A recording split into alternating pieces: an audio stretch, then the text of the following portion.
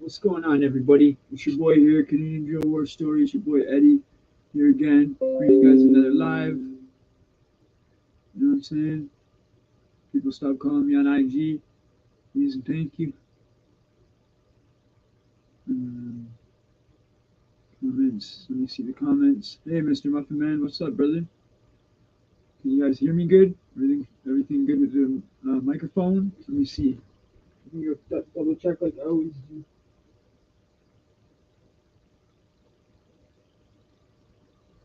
Let me double check.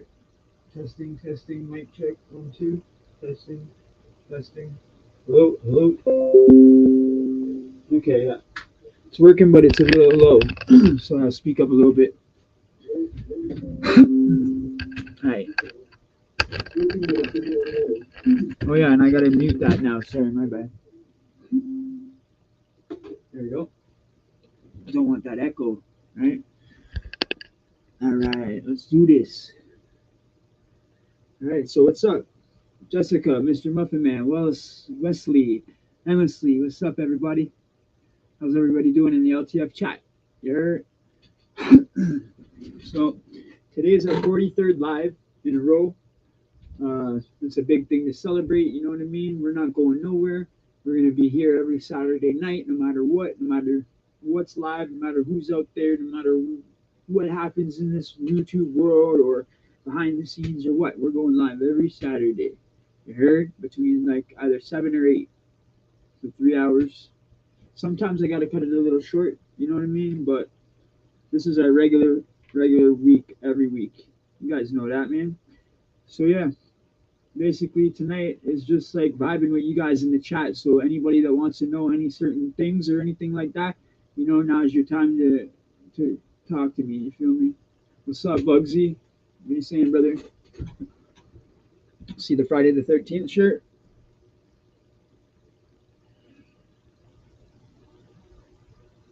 Yeah, I like Friday the 13th, bro. As you guys see, I had a Crooks and Castle one on the other day where he had the Glock, the gun.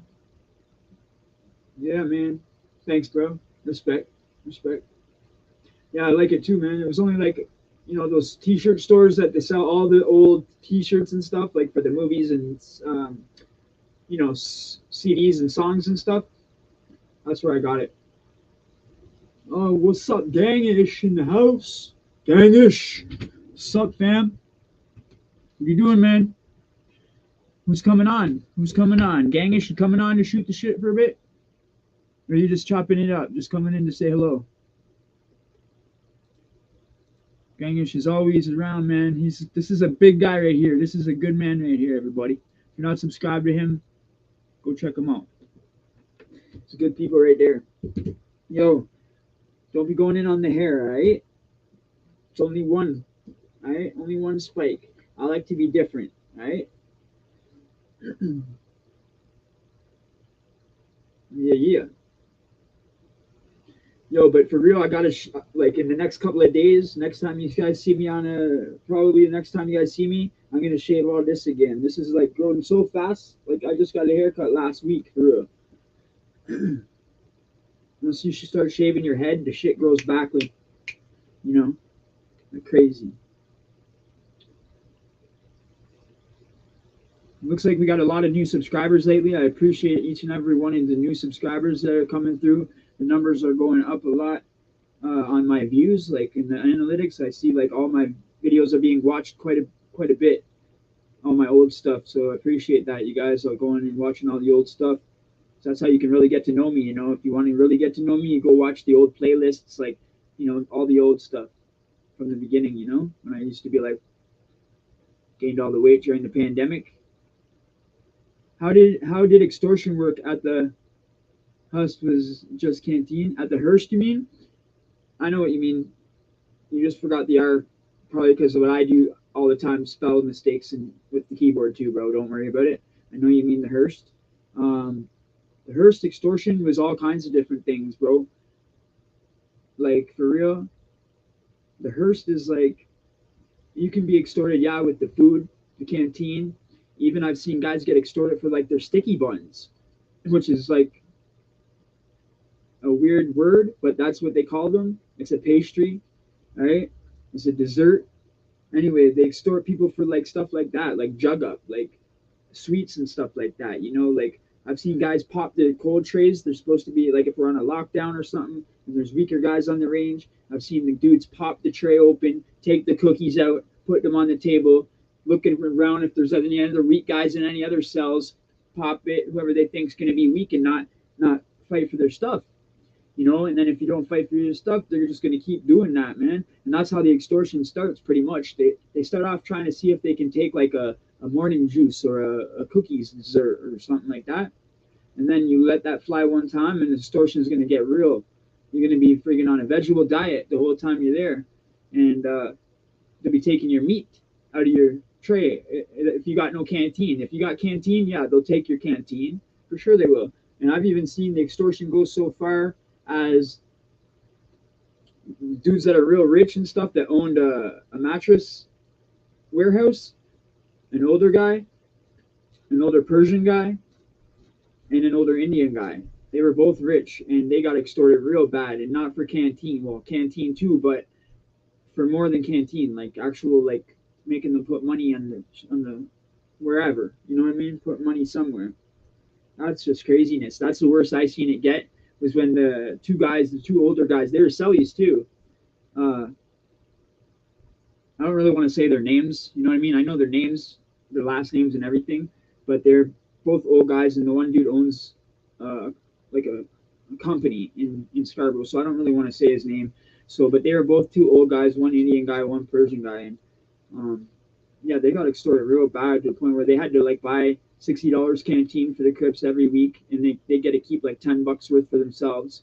And then what else did they have to do?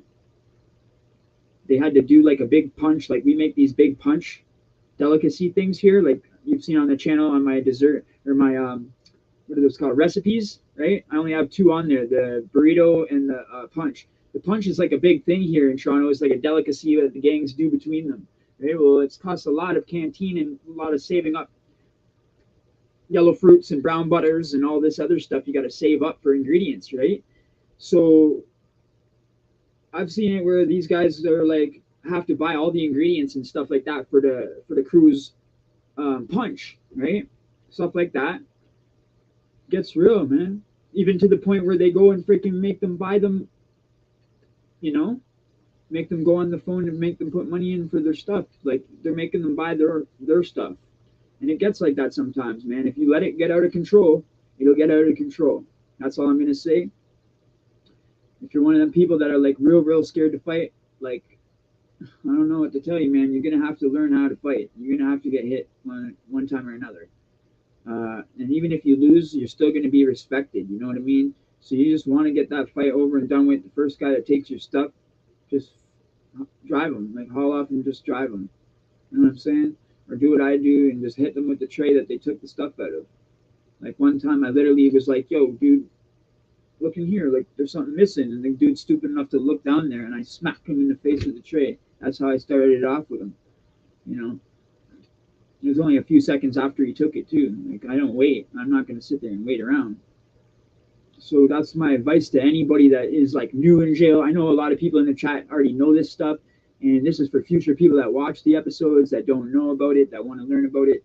Yeah, it can get ruthless in there with the extortion. You feel me? You just got to watch out for that and stay 10 toes down. Don't let nobody take your stuff. Don't let no one treat you like a punk. Don't let nobody smack you. Don't let nobody do nothing like that without hitting them back. That's my best bet. That's the best thing I can say. Bugsy, what up? Scandal Channel, what up? Holy crap. Probably a chicken sandwich with some sweet potato fries. Okay. Okay, that sounds good. That sounds damn pretty good, actually. I like home cooked meals, bro. I'm sick of these freaking fast food places. What, Ronnie Blue Eyes is in the house? Salute. What's up, Ronnie Blue Eyes? All right. Yo, Blue Eyes, you want to come on? You can come on if you want, bro. I like Blue Eyes questions, yo. Blue Eyes is cool. And only if you want to chop it up, you know. You don't have to, bro. Like, because I do this for 3 hours, so it'd be real here. I just sit here and I chop it up with my chat. Elbow cough, right, Gangish? But yeah, thanks for everybody showing up for the 43rd one in a row. You know what I'm saying? This is cool. This questions are real good, on the extortion thing. Anybody else got anything they want to know about? What am I gonna eat? I'm afraid I don't know. I think I'm gonna just make something little. I don't know. In the gym right now all day. Okay, okay. Let me finish what I'm doing. Gym. All right, gang. Word up, word up, word up. Cool, cool. Eddie, what was your first meal when you got out? Okay, okay. Thanks, respect. The first meal when I got out was actually it was just like fast food on the way home. It was like get me to the first fast food joint. You know what I mean? Not gonna lie, I'm not gonna be like, oh, I had something healthy. I know you want me to eat healthy and stuff, babe, but I went right to a fast food joint for real, for real. And I think I went to like I don't remember if it was BK or McDonald's, one of the ones on the highway on the way home. What's Google? What's good? Eddie, 43 in a row, keep on the grind. Okay, what's Google? Literally, it says, what's Google? That's cool. What's Google? Just 43 in a row. I'll keep up the work. Don't worry, little Nova TV. Respect out to you. Thanks for that shout out. I appreciate that. I'm glad you noticed. You know, it's dedication. That's all it is. AZ Live gonna be lit tonight. Alright, alright. Yo, six. We got six in the house. Six Bronco from the dot. Word up. Anybody that's from the US or doesn't know how his name is spelled, 6IX, okay? Toronto, our area code is 416, okay? So we call Toronto the 6. So just for you guys to know, and when it's spelled like that, that means Toronto or T dot, right? Just to let you guys know that. Whoever doesn't know from the US doesn't know that slang. Now you know. I'm trying to teach you guys all the Toronto slang so that way when I do eventually start talking normally, how I talk to real people in real life from Toronto. Like I just say fams a lot on here, but I'm so used to saying scene and it's hard not to say it, but I do. I catch myself and I don't say it. I actually say, you know what I'm saying for you guys, because you guys probably wouldn't know what the hell I'm talking about. Because our vocabularies and slangs are so different from here to the US. Like for real, you guys literally call a boy like a homosexual, where we call boys like, yo, our homie, like, yo, what up, dog? Yo, these are my boys right here, yo. You know what I mean? This is my family right here. This is my homies. Like, so like the slang is way off, way totally different. You know what I mean? I'd like to sit there and go back and forth with somebody one day about the slang difference. That would be a good video. You know what I'm saying? Like, see right there. I normally say scene if it's all people from Canada or from TDOT. I'd say scene, but a lot of people would be like, oh, right?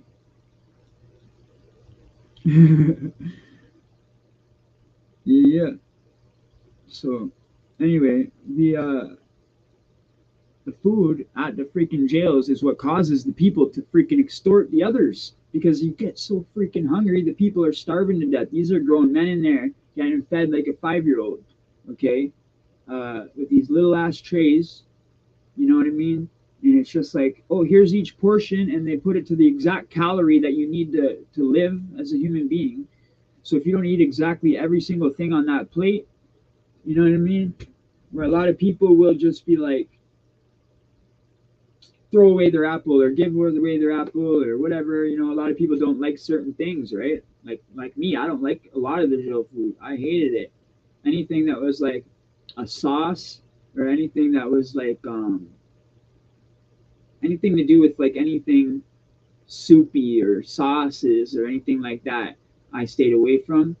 Um, a lot of times I caught myself going through the food because, I bit down on a rock before, bro. That's why my one tooth's gone in there, bro. It wasn't even from a fight. I cracked it originally from biting down on a rock in my macaroni salad. And it originally just chipped and cracked, right? But then because it was chipped and cracked, it got worse and worse. The more I chewed on it, eventually it screwed it up. You feel me? And that was all from freaking macaroni salad, a little freaking rock, like so tiny you don't even notice it, right? And then all of a sudden I bit down, I was like, and I feel, you know what it would feel like to bite on a rock? So you're just like, no way. Did I just bite down on my tooth? I'm thinking, no way. I take it out and it's a freaking rock, a little tiny pebble, like crazy, yo. But even a tiny little stone rock will fuck up your teeth when you're biting and chewing, actually chewing, like, you know. What's up, Sunset? Hey, Eddie, do you have a preference? Since UPS wanted all that info you did not to divulge, do you have an Amazon wish list or would you prefer an Amazon gift certificate?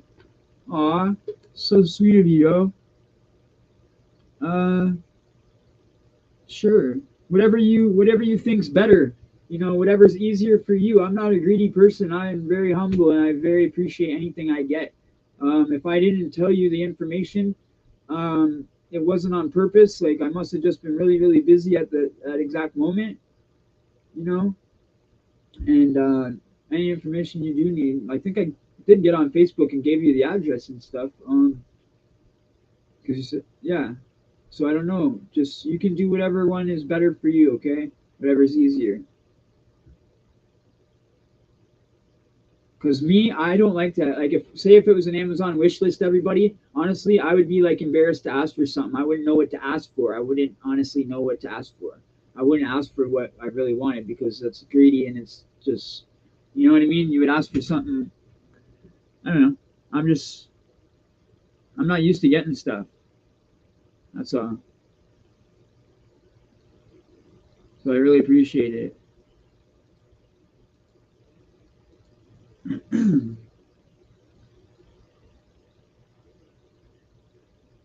JM, welcome back, bro. I like to see that you're back again, bro. Thank you so much for coming back. I see you're a returning viewer now, so appreciate that. And when you come here, you're never gonna know what kind of hairstyle you're gonna see on my head. You might see a fade, you might see me bald, you might see me with a spiky head. You know, for real. If you look at my old videos, I was bald. I was secretly growing my hair long, underneath my hat for a while, and it's because I want to grow it pretty, really, really long. And then I'm gonna keep all these sides around here shaved bald, and just have this on the top, and that's it. And then sometimes I'm gonna do like a big long braid, like you know. I don't think the braid's gonna be able to stand straight up though.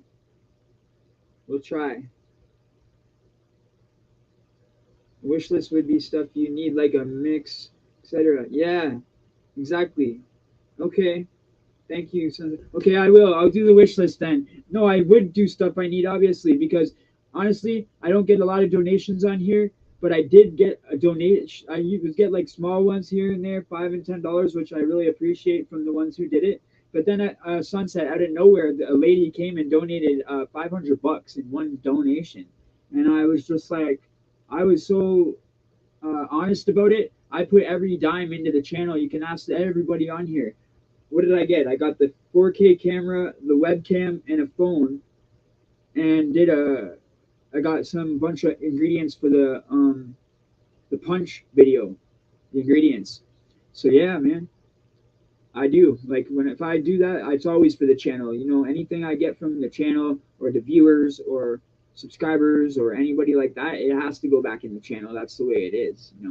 The channel's not got everything it needs, so and my stuff's paid. Like my rent's paid, everything's paid in the house. Just after that, I got nothing left. You feel me? So I'm okay with my bills and my rent. But then it's like I want to pursue something bigger than that. You know what I'm saying? That's why this is my dream right here, because you can actually, you know, do this when you're off work and still be good at it, you know. It's a dream one day that I won't have to do construction no more, but like a mic damn phone. Yeah, yeah, exactly. I feel you. I'll make it stand up. Man, I'm just joking. Yeah, yeah.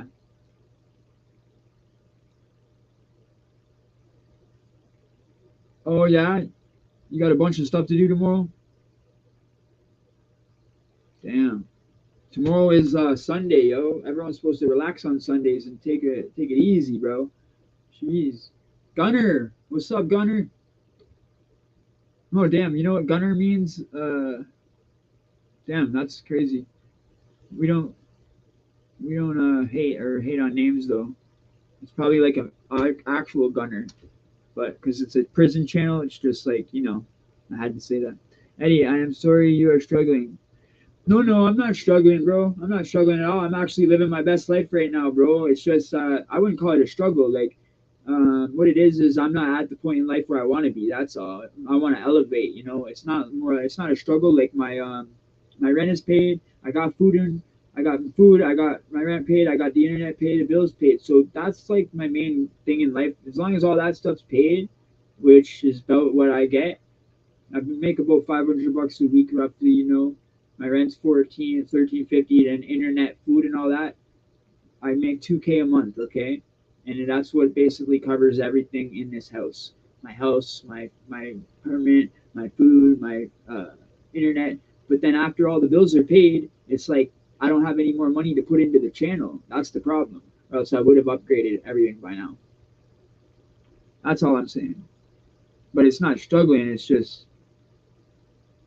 It's actually therapeutic for me to do this. It's not a struggle, bro.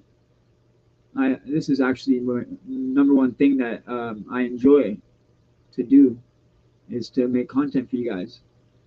Not a mix, a mic, my phone auto corrects. I know, I know. Thank you so much. You're too good to me. We could braid a stick up. Oh, not kidding. Oh, for real? All right, we'll try it. For real, we'll try it. What's up, James? Welcome to the chat, Gunner and James. Gunner, I was only playing when I said that because of the United States always talk about that. And yo, anybody want to know anything about prison, jail, anything like that? Any certain questions about any videos you've watched in the past on the channel that you didn't know about or wanted more info on? Anything like that? Um, I've been going back trying to find old videos of mine to do shorts on, you know. So you guys might see that in the next little while. I'm gonna go back to a lot of my older videos that a lot of my newer subscribers haven't seen and try to take like the best minute or whatever out of that, or the best 20 seconds out of that video, uh, to try to show other people out there the content. Can you get parole in provincial like at 1/3? Okay. In provincial, you have to do, that's only federal. Yeah, it's only federal. In provincial, you have to do the whole 2/3 of your time. You get out in 2/3. So say you get like, for example, they go by months here, right? They don't go by years. Even if it's like 4 years, they still do it in months. Okay, so they say they give you, for an example, say 15 months, just to throw out a number. Okay, you would do 2/3, which would be 10 months. Or if you got, say, 9 months, it would be six that you would have to do. But the thing is, that's your 2/3 statutory release date, right? That's when you're supposed to get out. That's your early release date. Technically, they call it a parole date. It's not a parole date, though. It's just your statutory release.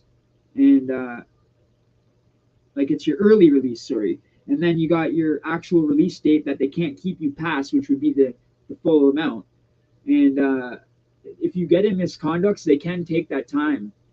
Like I've seen them take time from that, and you do more than your 2/3. If you mess up while you're already sentenced and get misconducts, they can literally take away. Say if it was 90 days and you got 60, they could be like, well, now we're taking away 10 days good time. You got to do 70 type thing. I hope that explains it in a good enough way that you can understand. What's your personal favorite video you ever filmed, Eddie? Oh, dang. Wow, we've got over 150 videos, or over 100 at least. Damn. It's a lot of videos. The one I tried probably really hard and the best one, I honestly thought it was the punch. For real, for real. I was enjoying it, having a good time making the punch. I was reminiscing and like thinking back in the days, like, with the homies making the punch in there in the cells. And, you know, that was actually a pretty good video, even though not a lot of people watched it. I didn't get a lot of likes on it, because a lot of people in the US don't know about the punch. And that's why I wanted to show that recipe, because it's not like any of the other recipes that you guys have seen on the different channels. This is something that was strictly a Toronto recipe. You know what I mean? I've never seen anybody other jail channel ever do it. So I thought for sure, I would get like a lot of views because nobody ever done that before. That content, like a lot of people would do ramen noodles and like different kind of spreads and different kind of things like that, right? But nobody actually went out and did anything like that before. And I thought that was pretty sick. That was one of my favorite ones, honestly. Anyways, that's what my favorite one was. Thanks for that. That was a good question. I'm not just saying that because you're my girl. Like, that was a good question for real. All right, so yeah, you come up with some sick questions, yo. I wrote down friggin' a bunch of questions that I want to ask somebody that I interview next time, and you should friggin' give me a couple of those cool questions that you're coming up with. Write them down. Yeah. Feeling? Yeah. So I'm gonna be doing an interview recent coming up. So keep posted for an interview coming up. You know what I'm saying? I think somebody's going to be interviewing me. I would like to bring her on the channel, endlessly on the channel, and maybe interview me, ask me some bunch of questions like the one she just asked that got me to, that was a pretty good story, right? And then she had asked me a question earlier when we were just chopping it up about, yo, what was the worst thing that you felt like while you're in there, right? And I remember saying, like, degraded. You feel degraded. It does. And sometimes it feels degrading, always having to take your clothes off in front of people. You know what I mean? Always having to show them your private parts to make sure you're not sneaking nothing in. Like, if you're a normal person that's never snuck nothing in your body, like, that's degrading. You're thinking, what the hell? I would never do that. Like, what the hell? Okay, there's the man. What up, fam? What up, my friend? How you doing?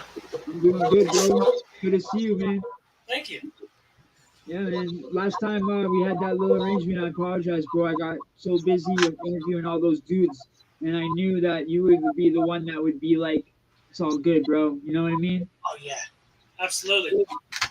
Yeah, Yeah. I'm the same dude every day, homie. No Yeah, matter what. man. And I got a lot of respect for you, bro. I like that boxing videos you've been doing, man. Those are cool. Trying to motivate Big Weavy, trying to get him out there, man. Okay. Yeah. Plus, I need It's a good. It is a damn good workout. I don't go and hit the bag, but I was just telling endlessly, like, I have the Nintendo Switch, right? So they got these boxing games, and I just go ham on those boxing games. You know what I mean? And it is a good workout, just shadow boxing. Yeah, absolutely, it is. I love it. Yeah. Let me get you another watcher here real quick. All right. Some more eyes on the page. Cool. Respect. Yeah, it's hard when you got a lot of homies that everybody is creators, and everyone wants to go live. You know what I mean? There's enough time for everybody. You know what I mean? Yeah, that's what I mean. To support. Exactly. If I see a couple of my different friends on at the same time, I'm just saying, all right, I'll just go smash the like for all of you guys. Hell yeah. Yeah, man. I've gotten to where I'm running a business out of my house now, a social media business out of my house. So I'm here all the time. So whenever you go on, you can pretty much count on me. I'm usually around, even if I'm busy or I'm doing something. Unless I'm out running around, you know what I mean, like date night or something like that, you can usually count on me. Right. I know even before we really knew each other and stuff like that, I'd always see you jump in my chat and put the little emoji with the eyeballs, you know. Yeah, That's when I started noticing you a lot, you know what I mean? I yeah. was like, who's this dude always coming in putting the eyeballs there? Gangish. That's a like Gangish. That's a cool name. Like I was wondering, you know, who's this dude, man? And then we met and I was like, yeah, this guy's cool, man. You know, Hell yeah. That's good shit. Good shit. So what are you up to tonight? What's the topic, or is it just chopping it up? just chopping it with the chat, you know, that's what I do on Saturdays. I come here to get back to my chat and, you know, give them a chance to talk to me and ask me whatever they want to ask me, you know, but it don't matter. Like whatever anyone wants to chop it up about, you know, open, open topic. I seen you've been killing it. You're killing it on the subscribers, homie. You're doing good. Really? What are you at? You're at over 500 now, ain't you? Yeah. Yeah. We're at like 528. Yeah. Yeah. It's growing. It's growing. It's not at a standstill. It's growing each day, you know, little by little. That's all. Yeah. That's all that matters to me, man. What have you thought about doing as far as like changing up your content, or what has worked in the past? That's what I would ask you is, what do you think has really worked in the past that you could maybe duplicate in the future? You know? Well, I haven't been telling my like stories that happened to me in there for a while. And I know some of the subscribers have been saying, "Hey, bro, tell a story like you used to tell, like you know, like a handbook story or one of the backstories or something like that." You know, not even a backstory, probably like something that happened to me in jail. You know, a story like that because we've been doing so many interviews and collaborations with other content creators, so much stuff like that. That for it's been a long time now since I actually told a story about myself, like in there, and like that's all I used to do on the channel, right? Yeah. Yeah. So, and that's why I stopped and tried to give them a bit of different content because it was like story after story after story. I didn't want them to get sick of just hearing stories about me every single time. So Yeah. that's why I started trying to collab with other people, you know. But now it's been so long without a story, so I'm going to be doing a couple of stories. Um, I keep trying to put out these shorts, you know. It's just the algorithm has to grab it or not. It's just I think it's just I think it has a lot to do with that title, you know. So I Title keep trying to helps. put the hashtags as best as I can and what the video is like or the ads. Like I put hashtag shorts, hashtag jail, hashtag whatever the thing's about type thing. Honestly, I haven't been using hashtags on my shorts at all. Okay. I use them on my long form videos. I decided that I was like, okay, we can take a bunch of time to make one. Let's say I can take like 10 minutes to make one short, right? Right. Or I can try to streamline the process and I can make 8 of them in 10 minutes, right? Right. I said, this is what I'm going to do. I'm going to try to streamline my process and see what happens. And in the process, I kind of figured out, from what I can tell, all that I rely on is the title and the words that are on the screen. Okay. You know what I mean? And Right. I made sure the words that are on the screen are very legible. They should be legible and provocative. They should. This is my philosophy on shorts. You don't want to tell people what's in the video. You want to tease them into hitting the button and going to the long form video. Does that Right. make sense? Yeah, that totally makes sense. Get up here, brother. Stay awake. Sticks, what up? What up, Sticks? Cheeseburgers. Yeah, man. You see why they put those cheeseburgers up there? No, I didn't. Why? This dude tried to make fun of me. They got a hold of my write-ups from the joint, and he tried to make fun of me because I got caught stealing 18 hamburgers. right? But that's some gangster shit, homie. Who steals 18 hamburgers? That's No, some that's gangster shit. for real. You can fucking get. They don't realize how much hamburgers are worth, bro. Yeah, You feel me? yeah. Everybody would be dying for a burger. Yeah. Yeah, man. And so I just owned it. I was like, hell yeah, I stole them hamburgers. You fucking right. So now you'll see a lot of hamburgers. Anytime I'm around people post hamburgers. That's funny, man. Sticks, you coming up? Yeah, bro. Are you coming on or what, bro? Sticks ain't been making enough appearances, dog. No. What's going on, Sticks? He's on Weevy. He's on Weevy's. I know that all the time. He's really not though. He No? does that once a week with Weevy. Oh, it seems like maybe it's like when I'm there. Then maybe I don't know. No, I've been there 2 times. I've seen him twice. Yeah, It's just shows coincidence. up in the chat, but Oh. Sticks ain't been on camera all that much lately. Oh, there he is. Coming in. Get up here, Sticks. There we go. There we What's up, boys? You summoned me. Big guy. Yeah. Get you in front of that camera. What's going on, brother? What are you saying? I was just walking back from the store. Clicked on the live. Okay. How do I get us the same size? Let me see. There we go. There we go. There we go. There we go. So what's this? 43 lives? It's like 43 huge. lives in a row? It looks weird when one dude's big and one dude's like a little tiny. Yeah. Like this is perfect. I like it like this. Yeah. The three like that is cool, man. I like that. All right. So what's up, guys? What are we talking about right now? It was just an open thing. Hamburgers? I just talk about on my Saturday nights. That's all. And we were talking about burgers. Actually, he was explaining to me why they put hamburgers up all the time. Oh, yeah. He stole 18 burgers. Oh, yeah. He did that. We know that. Saying, yo, you don't know how much the burgers are really worth in the joint. Shit. Everybody was waiting for him to get back. The bread or the bun that they saved from before. You know what I mean? Shit. Hey, you can only eat so many beef sticks and the ramen noodles before you want some meat. That's right. Pork rinds. Pork rinds work for a while too. Pork rinds. They're kind of chewy. You know what I They mean? even took away some of the stuff that, I've always liked pork rinds. like for the protein, we used to get the honey roasted peanuts, right? And then all of a sudden they started that crap like no peanuts in the jail because of the peanut allergic, blah blah blah. They took away the Snickers bars, which were the best bars. They took away the real peanut butter and got that Jif crap, and then they took away honey roasted peanuts, all the peanuts.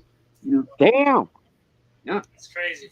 it is That's all because of an allergic thing. Like, if you know you're allergic, What? to peanuts, don't order They it. knew you guys were using them for breaks and they just got rid of them BSOs. I don't know why they did it, man. They did it because I think someone got a bad reaction. Like, if you know you're allergic to Oh, yeah. That makes sense. That's all it takes is one dude to fuck it up. yeah, They did that. They did that at schools too. They did that at the kids' schools. Like nothing can have real peanuts in it. Well, see, and the thing is, the double entendre of the situation is that they can say that, and at the same time, they can cut back by feeding the kids trash and the prisoners trash. Because what Yep. they did is the Muslims kept complaining about the fucking bacon. They were saying you can't be cooking our food on the pan that the bacon's being cooked on. Fair Yep. enough. So the DOC just said, "Fuck it, we'll just serve you fucking turkey bacon," and they just took everybody's fucking bacon. Right? Oh, Yeah, they just took pork and they're just like, "Fuck it, we'll just serve you guys turkey hamburger and turkey." They fucked it up for everybody. I guess the dang. Muslims got what they wanted, but now we're all, serious. you know. Yep. 'Cause They're I know going to take the easiest way. the They're way going to the- take the easiest way. This one time, they fucking so the Muslims, they took one of their holidays off and they were like, "Well, we're supposed to fast through this stuff, so we need some food." So they made all the bakery workers go to the kitchen on their day off on a holiday to cook these dudes a bunch of food. right? Ramadan would be the holiday, and the Muslims here go on halal diets, so that way it's just like they get their own food, Yeah. and that's it. It comes in like this little styrofoam tray, you know. What they didn't realize was we're in a level 4, right? We're in a fucking penitentiary, and whenever you take all the black people out of the fucking bakery, there's nothing left but a bunch of white supremacists. So they had the white supremacists in there making the fucking Muslims food. I don't know what happened to it.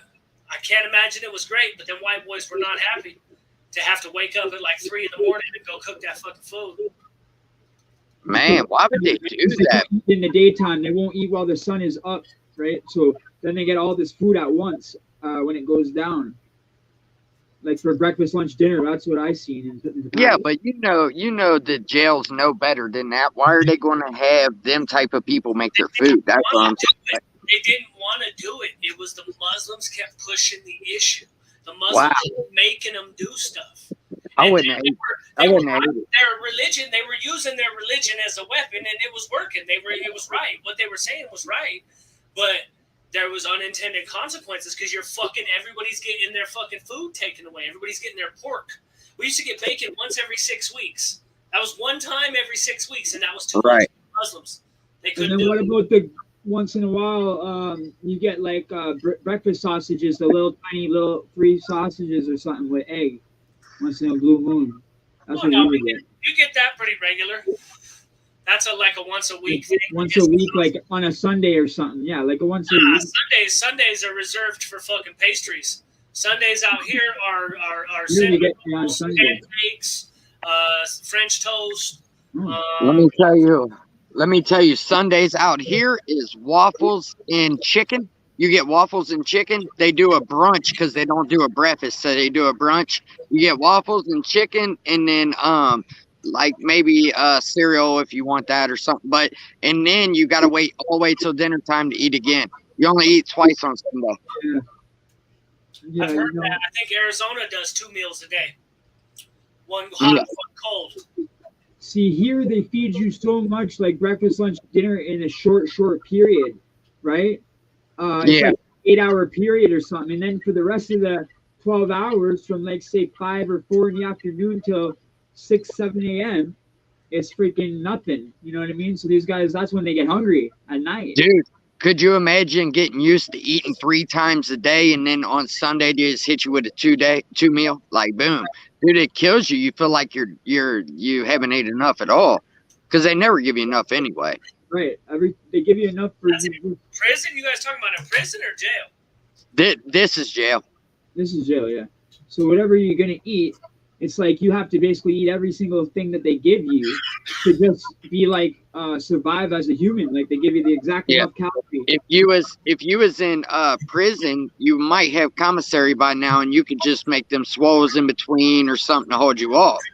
Right. But see, in county, if you don't have somebody send you money or something like that, you're eating what they give you, and that's about it. You know what I mean? So, or if I had work in there, so I was fucking doing okay. Yeah, but here you got to have 90 days or more before they'll even make you a porter.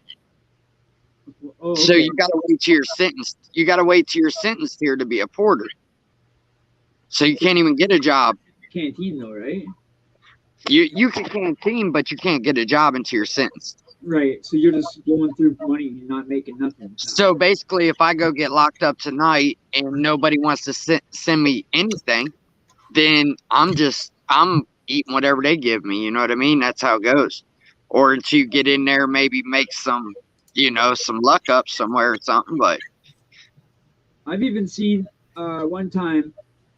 This might sound really weird, okay, but most of the times when I got arrested, I didn't have much money on me, so I didn't know about this. I didn't have more than 500 on me when I'd been arrested. One time when I was arrested, I had more than 500 on me. They made my freaking lawyer go pick that up from the police station. Wouldn't even let me go to the jail with it. Really? Yeah. See, here they charge you $30 a day. So even if you have money in your pocket when you're arrested, they're taking $30 a day out of the money you brought in. That's nuts. That's crazy. Yeah. Crazy. Every state's different. That's so crazy how each state is so different. So if you came in with $100, they're taking 30 a day until that 100's gone, and then what? And what if you get out? If you get out, they hand you a bill. If you ain't it's been a while. It's been a while. Thank God it's been a while. But somebody told me that they stopped doing it because it was like kind of messed up thing to do. But sounds illegal. Right. that was at Cincinnati Justice Center where they did that. Cincinnati Justice Center. I've heard of it, but it does sound illegal though. Honestly, you're right. They do get a lot of more peanut butter and jelly in the pen. Yes, they do. And bologna and cheese. Yeah, we were talking about the county. Yeah, you're right. Do you guys ever used to get them fucking sandwiches that they made like 3 days ago and the bologna is fucking stuck to them? Oh, fuck. Yeah, at court, cheese sandwiches and bologna. Yeah. They've been in that stupid cold box for like 3 days. That are so hungry that are like, are you getting bail? Are you getting bail? Yeah. Let me get your lunch. You gonna eat that? Hey, but that is the rule, though. Hey, that is the rule, though. If you're getting bail, you need to hook somebody up. That's right. That's the rules, bro. That's funny. That's the rules from freaking Canada to the States. Oh, dude, they'd be pissed at you if you didn't give up your lunch and you got bail an hour later. Oh, man. It'd be bad. Wouldn't want to come back. Trust me. Dang, yo. Yeah, this StreamYard thing is pretty damn cool, man. I like it. You like this? Yeah. Let me see. I'm gonna share this motherfucker. He's getting, I'm gonna share your fucking stream to my community post. Damn, it got bright, didn't it? We'll see if it helps. Thank you.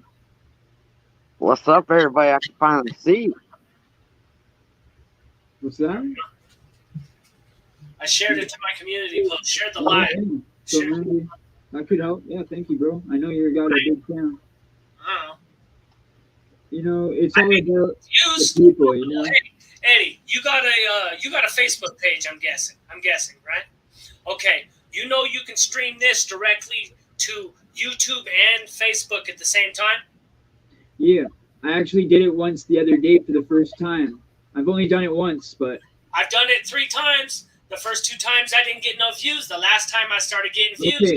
The first time I did it, I've only done it once. I did it the one time, and I'm like, I didn't get no views really from the Facebook, and I was just like, okay, I won't try that again. But hey, if you're saying it took 3 times, maybe I'll try it again. It doesn't hurt. Keep doing it. You just click both of them, right? Yeah, because it's Canadian Jail War Stories, bro. I have the channel's name on like as much as I can, whatever platform I'm on. You know, I'm trying to get it on like all of them, so it's all the same name. Yeah, I went and started a Facebook page specifically that's called Gangish. It's a private Facebook page that's just called Gangish because what I'm trying to do is control engagement. I'm trying to just have it with people who really actually like my shit. You know what I mean? So I can tell who's engaging and who's not. Because you can do something. Okay, put it this way. Channel quality can matter a lot more than channel quantity. So you can make thousands of dollars a month off like 15,000 subscribers, 20,000 subscribers. It doesn't matter the subscribers. That's what I was trying to say to people. Once you monetize, it matters of the views and how much they watch the ads. Yeah, it's engagement. It's how much they engage. Yeah, exactly. How much they engage with the monetizable content that is on your channel. Right. So yeah, just keep doing it. Put it that way. Don't stop. It took me a couple times, but I've starting to get views off of it. Let me ask you this, Gangish. How do you know what's monetizable though? Once they give you the green light, how do you know what to put ads on so you don't get in trouble? You don't want to put an ad on. Well, okay, so this is what you do. It's got a little button, right? And whenever you go to post a video, it says, "Do you want to monetize it?" And if you put if you press that button, it brings you. It runs a monetized check through the video. It goes, okay. It says, does the video contain violence, drugs, this or that, children, whatever? Does it contain any of these things? You hit the button at the bottom that says no, it doesn't contain any of them. And then you go over here and go submit score. So there is a guideline. Okay, they ask you, is there this, grade it yourself. You grade it yourself, right, and then submit it. And what YouTube does is it starts getting faster and faster as it starts trusting you, as it trusts your content. It'll get faster and faster. It says that initially. It's like it says the first time's going to take a while, and then the more reviews that we get from you, the more basically we will trust you, and the faster the review process will go. Okay. Then whenever that's done, it says, do you want to press, it says, okay, so it says, yeah, good, this is monetizable. You get your green check mark. You go forward. Then whenever you go forward, it's got all the different types of ads, and you choose what type of ads you want to go on your fucking shit. Really? Oh, damn. Okay. Okay. I thought you would just get whoever comment, like ads would come and ask you, like sort of how they do on IG. You know, people come all the time and hey, you want to get 3 things for mail to you, blah blah blah, stupid stuff like that. Yeah, that's spam, dog. That's don't interact with those people. That's spam. Yeah. Okay. So what were you saying about these YouTube thing? They mail you, or the ads are like all there for you, and you get to pick your own. That's so. And you put them in your video. There's 5 different channels, if I remember. You decide where it goes in the video. Huh?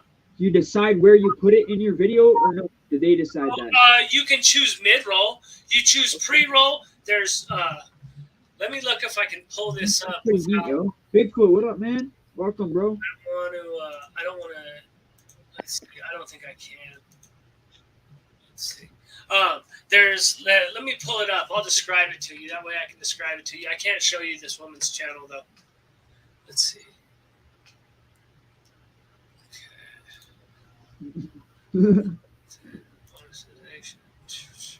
So yeah, okay, so there's pre-roll, non-skippable. There's pre-roll skippable, the one that you can skip after 5 seconds. Okay. There's what is it? There's mid-roll ads. There's banner ads. Banner ads are the ones that show up on the screen whenever you're watching something, like down at the bottom. Yeah, down at the bottom. And then there's card ads, which are like they show up basically where sticks would be right now. Have you ever seen an ad that kind of shows up on the side of the screen? Yep. Yeah. And then you can turn any one of those 5 on and off that you want in any combination that you want. And then if it's over 8 minutes long, there's an option at the bottom to click the mid-roll ad. And you can add an ad in the middle. Okay. Damn. Thanks for teaching us a little bit about the monetization, how it works and everything, man. That's it in a nutshell. A little bit of a heads up before we get monetized. You know, that's always good. It's coming soon. Know, I already got the 4,000 in, so it's just a matter of, and I know you already got your 1,000. A few other dudes already. I think we get monetized now. Oh.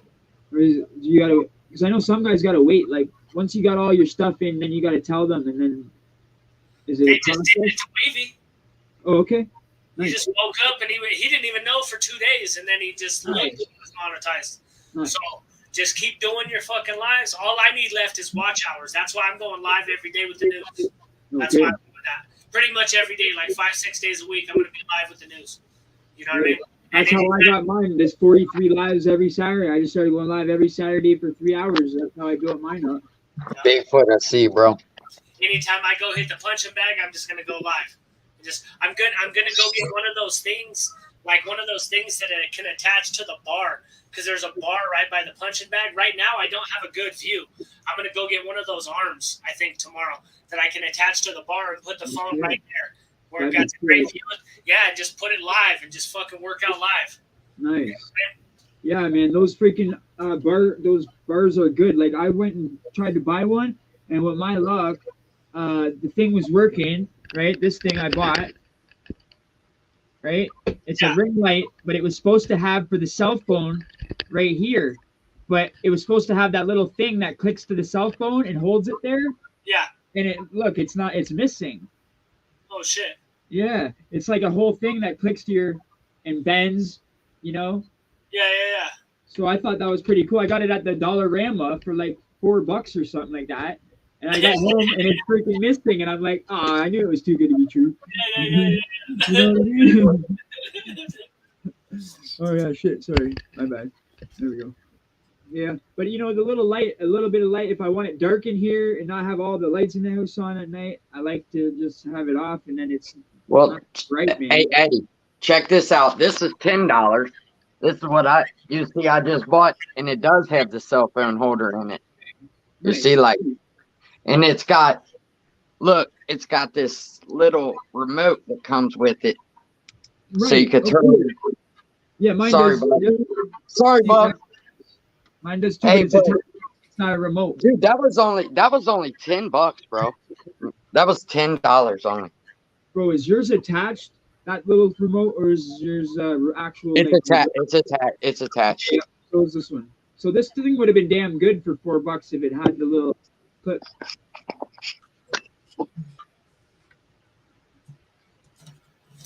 Yeah, man, those things are pretty good for $10. They make a big difference. At least hold your phone, give you a little light. Yep. I work off the all about fucking the lighting. light from the monitor. That's what I use most of the time is the light from the monitor. You're lit up pretty good, though. I've got huge monitors. Yeah. Huge fucking, like, long fucking monitors. I like widescreens because you can split them. You know what I mean? Right. I got two different computers running simultaneously. Yeah. Yep. That's crazy. I got my my monitor for the screen here, like the PC screen, right? And then I got the 36-inch RCA TV. It's like an older TV that I don't use, and I use that for the monitor, the second monitor. Nice. Yeah, just got the HDMI plugged into the, the tower. Oh yeah. Yeah. Well, all right, boys, I gotta go. I gotta meet Big Weavy. Alrighty. I'm live. It's Saturday, so hey, You guys thanks going live? yeah, we're going live. Hey, thanks for letting me stop in, man. I appreciate it. Anytime, you know that. Yep, I Good see you guys. man. For me. See everybody in the chat too. Thank you. See ya. Later, my friend. Come on, man. So what's you Oh, what's up, baby girl Wendy? I haven't seen you in a while. Thanks for joining. Bigfoot in the house? Yep. The Muffin Man? Yep. So yeah, man, we might be we're in the works of trying to figure out 4 people for a podcast, right? So we're pretty sure it's gonna be me, Cuzzo, which is the 2 white dudes, right? And then he's got 2 of his Crip homies that were both his prior cellies that are, both black. So it's gonna be 2 white guys, 2 black guys, which is split. And then US and Canada. So we got 2 countries. We got a diverse, and we tried it the other night, I believe yesterday, just me, 3 of us, and then Big Lance jumped on for a minute. The one dude that's going to do it with us was busy, but yeah, it seemed like the chat was really digging it. They really were like, yeah.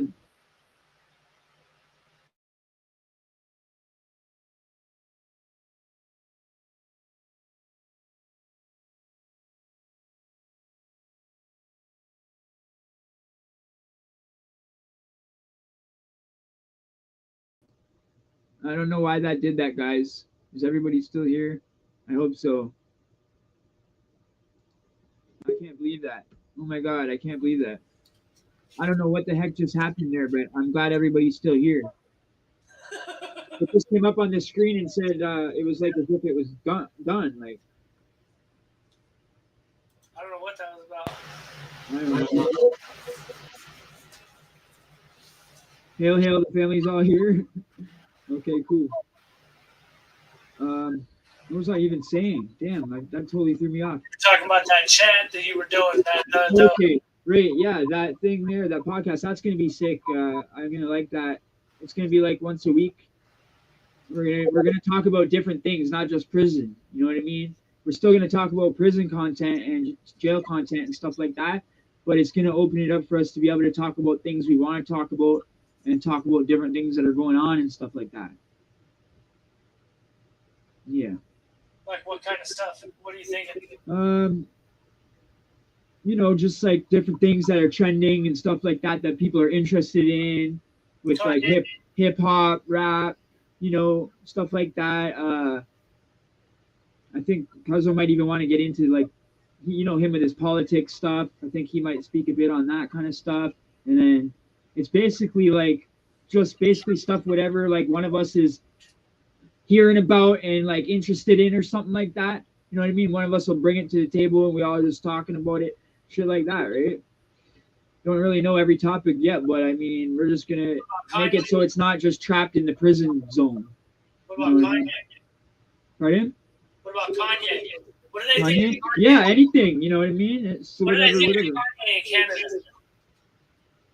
We know Kanye in Canada, yeah. Yeah, what do you think? What do they think? Oh yeah, I like him. Oh, what do you think about him? Like his mental status, like? No, I mean, Oh, I love his music. in You love Canada. his music. Love his music. I think he's different. You know what I mean? I like different people. He's way different, and I don't look at him bad. Like, even though a lot of people think he's like out there, and his thoughts and view process, I actually think is smart. But some people think he's crazy. But I don't. I think he's actually really intelligent.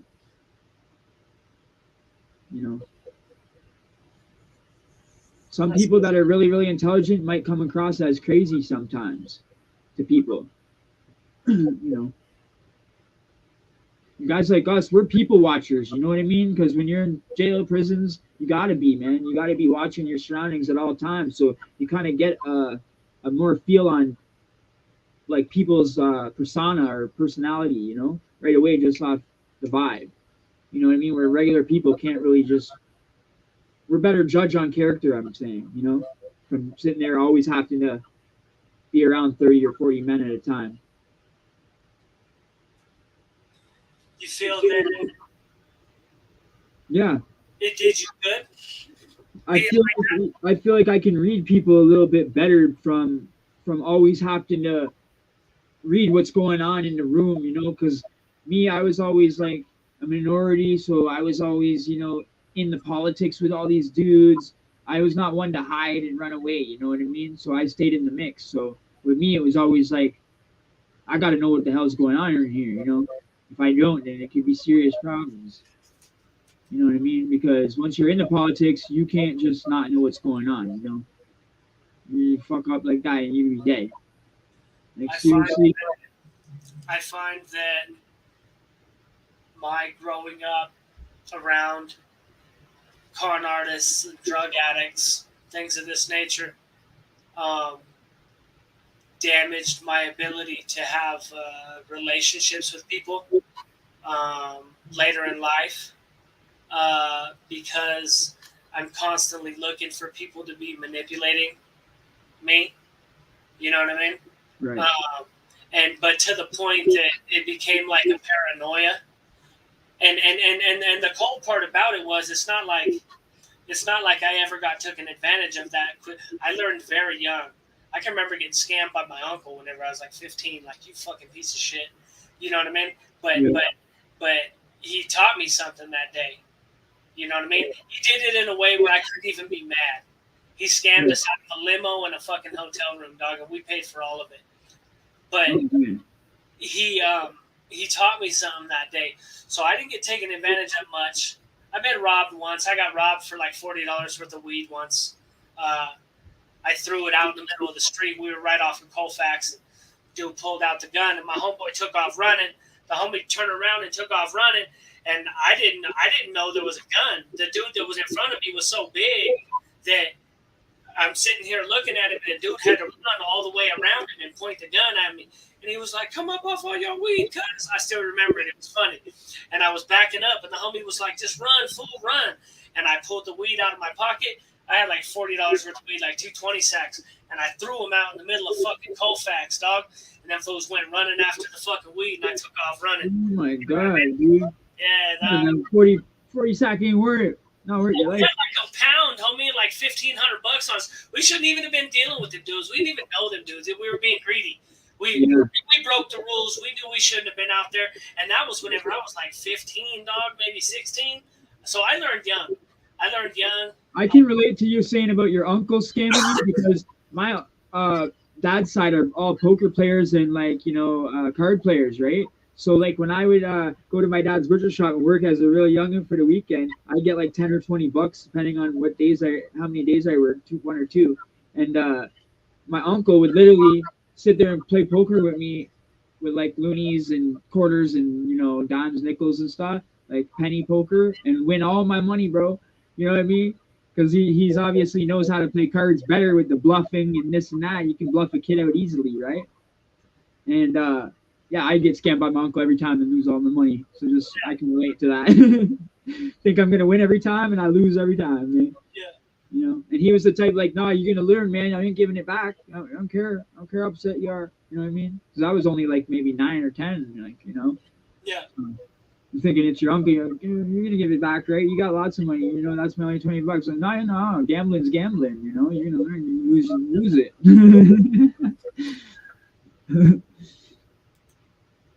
That's how it is, man. That was actually my Uncle Snake. We call him Uncle Snake. This is my Uncle Jack. Shout out. He's good people though. He's cool. You taught me not to ever ask for your shit back when you gamble, at a young age. When you gamble, and you lose, That was a good lesson. Yeah. So what so who do you guys idolize in Canada? Who's popular in Canada, dog? Who's a popular Canadian right now? A popular Canadian? Yeah. Drake. Still running off Drake? Well, I think Pressa. I like Pressa personally. Like he's from one of my areas where I have a lot of friends at, like Jane and Finch, and he's from up top. He's a good little dude. Yeah, I don't know him personally because he's a lot younger, and he got a lot of.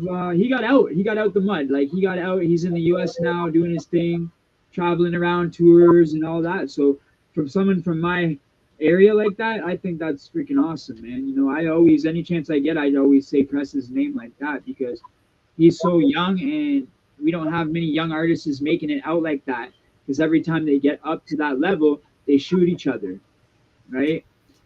And top 5 was getting up to that level, but he was on the run, you know what I mean? So it was like, we already knew that was going to be, Yeah, there's a couple dudes like, I like Lil Beretta. These are all rappers you're talking about?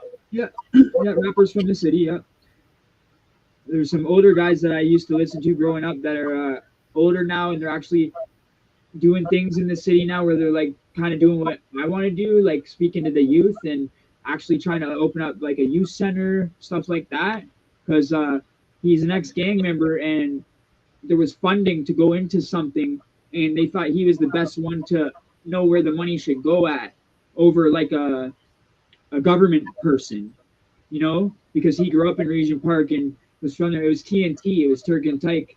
They were actually a big rap, well, not big that for the States, but I mean, here in the city, they were really big. And I just put that on one of my shorts the other day with the Jason mask, the ski mask. I don't know if you've seen the short with the Jason mask, but that was the TNT. They're real good, man. But to say people that are real famous, it's like we don't have a lot of famous people coming up like that going to the States. We got what's the culture, dog? What's Canadian culture? Like we listen to a lot of American stuff, to tell you the truth. Yeah. Like I grew up on Wu-Tang, Mobb Deep, like a lot of New York stuff, like New York and pretty much LA stuff, because it was like Dr. Dre, Snoop Dogg, and all that, right? And Exhibit, and Eminem, and that, and like 50 Cent. And then over here in New York, it was like Nas, Jay-Z, Mobb Deep, Wu-Tang, stuff like that. So that was kind of rap and hip hop that I liked. And I even got the Wu-Tang CD tattoo. I got a Wu-Tang tattoo, bro. dude. Yeah, my kneecap. I did it like because I was just trying to like learn how to tattoo on my own skin. So I was like, I did a Wu-Tang on my knee, my kneecap, right above the knee. What do people think of Trudeau? I don't like them personally. I like the Singh party, NDP. It's a smaller party.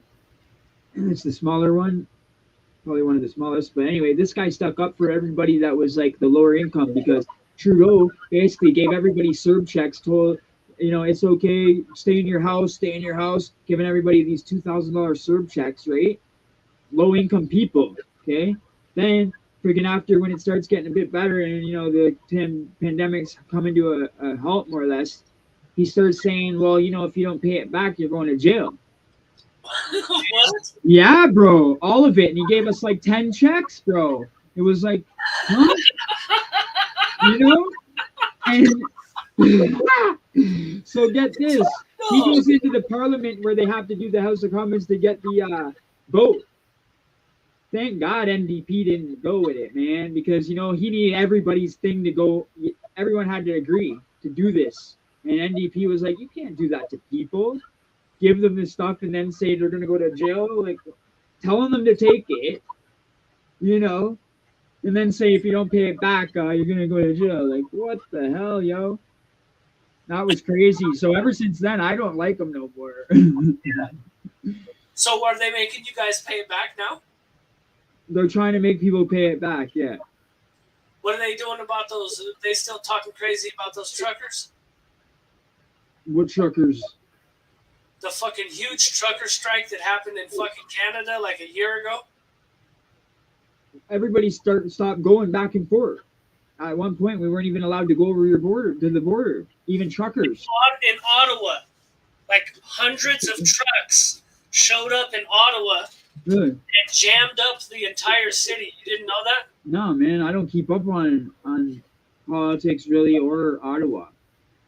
Like, yeah. People asked me the other day, what's the big cities? I almost forgot to mention Ottawa, dude. Yeah. It doesn't surprise me because I'm sure that they compartmentalize shit, but out here in the States, that shit was a huge fucking story, dude. Really? For like a week and a half, dog. It was a huge story in the United States, dog. They had the whole city of Ottawa, all of downtown Ottawa, just full of fucking big rigs, dog, and they just parked them. That's how the government is in Ottawa. All our government's in Ottawa. Dollars in fucking damage to the economy. Oh, man. And they fucking said they shut them all down. They shut their fucking down. They shut their bank accounts down. They didn't let people give them any donations. It was fucked, dude. That's crazy. What's this? Pretty sure naked ladies in Canada are banned too. What the heck? That's an old band. Nah, yo. Why? Girls are allowed to walk naked down in the U.S.? No. That's the name of a band, Bare Naked Oh, Ladies. okay, my bad. Because I remember some law got passed where women were trying to be equal like men and walk with their shirts off on the beach. You generally can out here. Honestly, the way the law reads in the United States is in a lot of places women can go topless, but they don't. Right. No, I know. They can't do it on the beach here. They passed the law. They wanted the law passed so bad, but then none of them do it. I think they just wanted it to be equal. It's kind of cool. That's like us. We don't go around with our shirts off all day, every day either. Right? I know some people who do. They be cruising. Well, yeah, if they got freaking a whole shirt tattooed on them, then it's a little different. You're still wearing a shirt. I know some guys who never wear shirts. Yeah. Let's see. Yo, man, what's all this stuff? Billy. Oh, they're talking about bands. Also, Billy Talent's a good band. A couple other not much mentioning. Yeah, not much worth mentioning in Canada with bands. I don't think. There's a lot of people coming out of the projects though that are deserving of the spotlight and deserving of. But we don't have that kind of thing like you guys do in the States where you got that music industry like in New York and in LA there. It's just like so big, anyone that's really wants to and desperate, like I've heard of guys just going waiting outside of the studios back in the day, trying to run into somebody. Like Oh yeah. I can't go do that shit in Toronto. Like, you know, we have little places and stuff like that, but nothing compared to down there. Everybody, most people here fucking try to produce their own shit through YouTube Right. these Right. days. Yes, I know that. I'm talking about like back then. That's why I said back in the day they used to try to do that. People Now used to sell, honestly, people down here used to sell their music, homie, out the back of their car. Right, They'd that's sell smart. it out the trunk a lot. Yeah, 50 did that, right? His underground stuff. That shit. A lot of people. I had a homeboy called Movie Mike. I thought was like the biggest fucking bootleg king ever. You could get any bootleg you could ever fucking think of from this dude. He ended up getting indicted. But Oh damn! I love The that. new dudes that used to always have like the CDs and the DVDs burnt like maybe on the street corner or whatever. Like they're having all the CDs and shit free for 10. And meanwhile, they just were out in the theater like a week ago. Stuff like that. Yeah. That fool would have good bootlegs. Good bootlegs. Yeah. Yeah, and oh yeah, and then sometimes they'd even have the sticker, like the actual movie thing on the actual thing. Yeah, that was cool. Those guys know what they're doing. Yeah. But yeah. So what is this form? Is it that one that you had before? What do you The one mean? that you said you posted this stream on. It's you have a chat or a page you said? I think I posted it to my community page. Okay, cool. My Oh no, I YouTube, was thinking of Rocky Oyster Sauce. That's what it is. You had a community, right?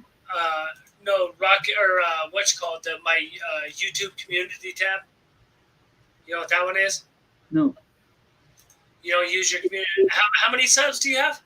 I got 528 When did you pass 500? last week. You should have gained access to your community tab by now. Oh, You want me to show you? sure. Sure, I'd like to do it. I'll do that because we got the we call this chat the LTF chat. So Let me share the screen. okay. Okay. So we'll go over here, home, right? We got Weavy and all this here. Let's see. Go to my channel. Okay, there's your channel. Yeah, and what the fuck am I looking for? I'm so Community. community tab right here. Community, you see? Right in between playlists and channels. Okay. Community tab. And there we are. Tap in live 30 minutes ago. Right? Shit. And then you can run polls with your people. See? Should that's Elon cool. let Trump back in? I got 80% yes, 20% no. Yo, that's so cool, yo. Hey, everybody in the chat, do you guys like that? You guys want to hear? You guys want me to do that? Check it out, man. We can have a community going on in the community tab. It's like it's almost like Facebook is what it's like. See? That's very cool, man. Thank you for teaching me that. See, I don't know certain things. So you have to hit 500 to get access. That's cool, man. Good. That's why I probably didn't know about it. Yeah. I just hit 500 the other day, and I put a video up saying 500. That's Sometimes so cool. it takes a couple days. Okay. Sometimes it takes a couple days to give you access to it. But yeah, you should have access to it now. Nice.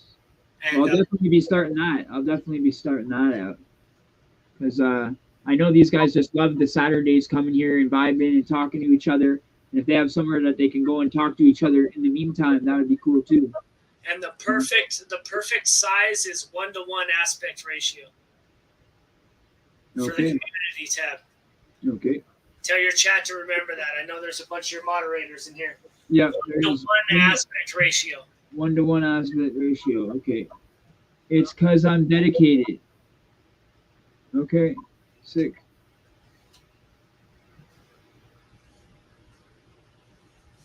Tapped in. Yo, Lucky Loco, what up, man? Thanks for tapping in, bro. Lucky in the house. What up? Yeah. For anyone that's new to the channel, you know, we do this every Saturday around 7 or 8, and we just come here and we vibe out and shoot the shit with the chat, get to know my viewers. You know, a lot of my viewers are like family now because I've done this 43 weeks in a row, so a lot of them have been to most of them. Some of them have been to like pretty much all of them. So those people are like almost like family now. You know, that's a long time, 43 weeks. So anyone that's like new here and you want to know about me and know about what I've been through, you come to these lives, but I mean, this won't tell you much about me because I just talk to the chat and stuff like that. If you want to know about like what I've been through and like my stories, you got to go to the channel on the playlist and like dig through the playlist. It's separated into a bunch of different ones, so you have an easy time to find what you're looking for. You know, instead of just digging through 150 videos trying to find something good to watch. Separate into like fight playlists and backstory, handbook, sellies, lives, interviews, stuff like that. Have you noticed the new update that YouTube? They want to do. They want to be able to do ads on shorts and get people paid for shorts. Supposedly, I got a letter of that. And then this thing about a handle. They want us to have a handle now or something. Yeah, I get those. As soon as you get monetized, basically. Right, and So then you get your handle. why would you want a handle though? Like, It's going to make it a lot easier for people to find you, and it's going to stop because people can fake your account. People can fake your handle. Right. Okay. So it eliminates all the trolling immediately, all the fake trolling, trying to act like they're other people. It eliminates that. That's why they're doing it. Okay. Sick. Nice. That's smart, YouTube. Smart. Because you'll always be able to just click on them and go right to their shit and tell if they're real or not. Right. Because okay, cool. But I thought nobody they else wanted us to do like a nickname type thing. And plus, if you think about if it takes you all the way up to 1,000 subscribers and getting monetized and everything to get that handle, you're not going to play around with the handle. Nobody's just going to jump in and out of your handle. You know what I mean? What my girl said? For real, bro. Thanks for helping me, man. Like, for real. People are even noticing in the chat, like, you're helping me, teaching me a lot, man. Appreciate you. Yeah. No worries, brother. No worries. See? That's too, look. Yeah. I want everybody to grow, bro. Yeah, man. I told you, gang, as soon as he came on, I told everybody, gang, it's just a good dude, man. I'm telling you guys, go hit that sub button over there on his channel. For real, for real. I even, I put you in the, in the area on your channel where you can put other channels that you're friends with and that. I put you in my thing, brother, you know? Nice. Hell yeah. Hell yeah. Good shit. Yeah. Good shit. Yeah, bro. For sure, for sure.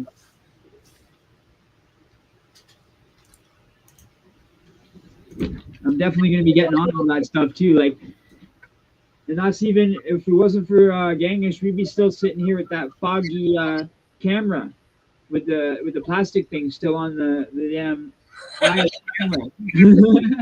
That's crazy. A month ago, endlessly ate and endlessly the same person. Yes, endlessly ate and endlessly is the same person. Hold on, let's see. Why is he wrong? I'm fucking waiting for Trump to show up back on Twitter, dog. Okay. It's gonna happen, dog. Yeah, you guys had a wild president there, eh? Holy crap. That was crazy. I never knew what was gonna happen with you guys down there when that was going on. I don't know what's gonna happen now. It's way crazier now. Like, he just talked a bunch of crazy shit. But everybody was scared of him, so nobody did anything stupid. Now, fucking Biden's dog. Sunset, yeah, my girl's very beautiful. Thank you. Wow, what's cracking, everybody? What's up, man? What are you saying, bro? Just over here at the restaurant. Just finished sweeping, mopping, doing all that fun stuff. Cool. I'm Kenny Joe War Stories. My name's Eddie. I'm assuming you're a friend of Gangish's. This is Lucky Loco, isn't it? Yeah, it's Lucky Loco. Yep. Lucky Loco. Man, what's going on, man? Yeah, hey, I was born in Canada, bro. So I was raised in Colorado. I was raised in Pueblo, Colorado. I was born in Vancouver, British Columbia. So I know all about the Timmies, the ketchup chips, the cream soda from Crush, bro, that they don't sell out here in the States. I got to order online. Okay, cool. Yeah, I get the Grape Crush, so yeah. Yeah, I don't think they sell Grape Crush out here either. A lot of dudes that aren't familiar with Canada, I've been educating on because like a lot of them think Canada and right away they think, oh, that's soft. There's nothing out there, and that's not the case. If you're from Vancouver, you know that. Yeah, yeah. And I'm trying to let them know Toronto is like some place. Yeah, Toronto gets bucked, bro. The East Coast is crazy, homies. So Yeah, man. I'm already knowing about that. No, yeah, there's a lot of miseducation about Canada and the underworld culture and stuff like that. We had prizes, bro. They didn't even know we had. Not saying everybody in the states, but a lot of dudes I'd talk to would be like, I'd be like, yeah, we got housing projects, metro housing, just like you guys do. You know, like I don't understand. It's not that different. Like it's kind of like similar. Like Toronto is. A lot of places in Canada up north, like the territories, obviously are smaller and different. That's what they thought all of Canada was. Yeah. You know. So what's up, gangers? Chilling, brother. Just hanging out. Well, my son has shown up. John, he did his A and B. I love who? Dad? He says A and B. I love Dad. That's my son. Nice.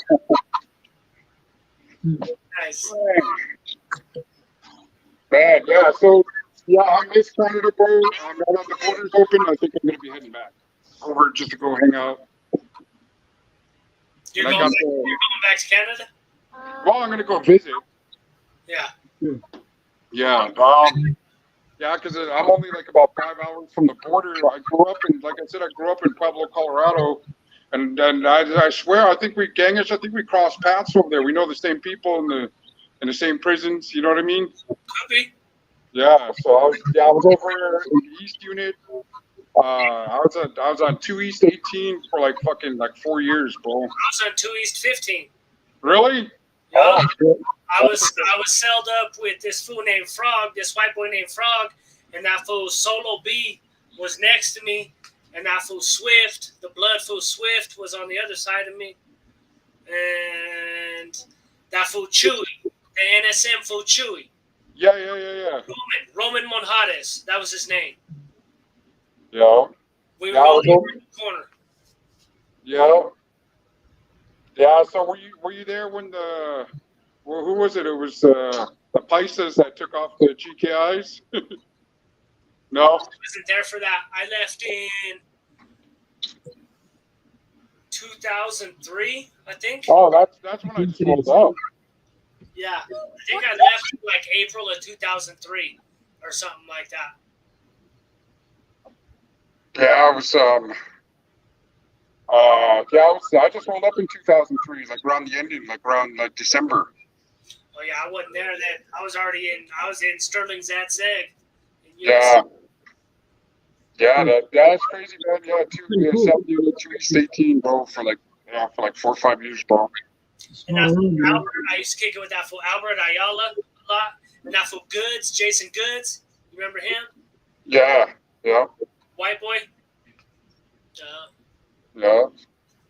There was a lot. Yeah, it's been crazy, bro. It's I haven't been to Colorado. Shit, maybe 3 years, 4 years. That dude that killed himself whenever we were down there on strip cell was from Pueblo. That fool Buzzard from Westside Chicos. Man, he killed himself? Whenever we were in the hole in February of 2003, we all got strip celled. It was me and that fool Indio Gluick from Bessemer Park. Yeah. He was there, and then the fool also, I don't remember what hood Oso's from. He's a Southerner, though. And then, and for some reason, they threw me all with them. I don't know, probably because I was a white boy. Everybody rioted.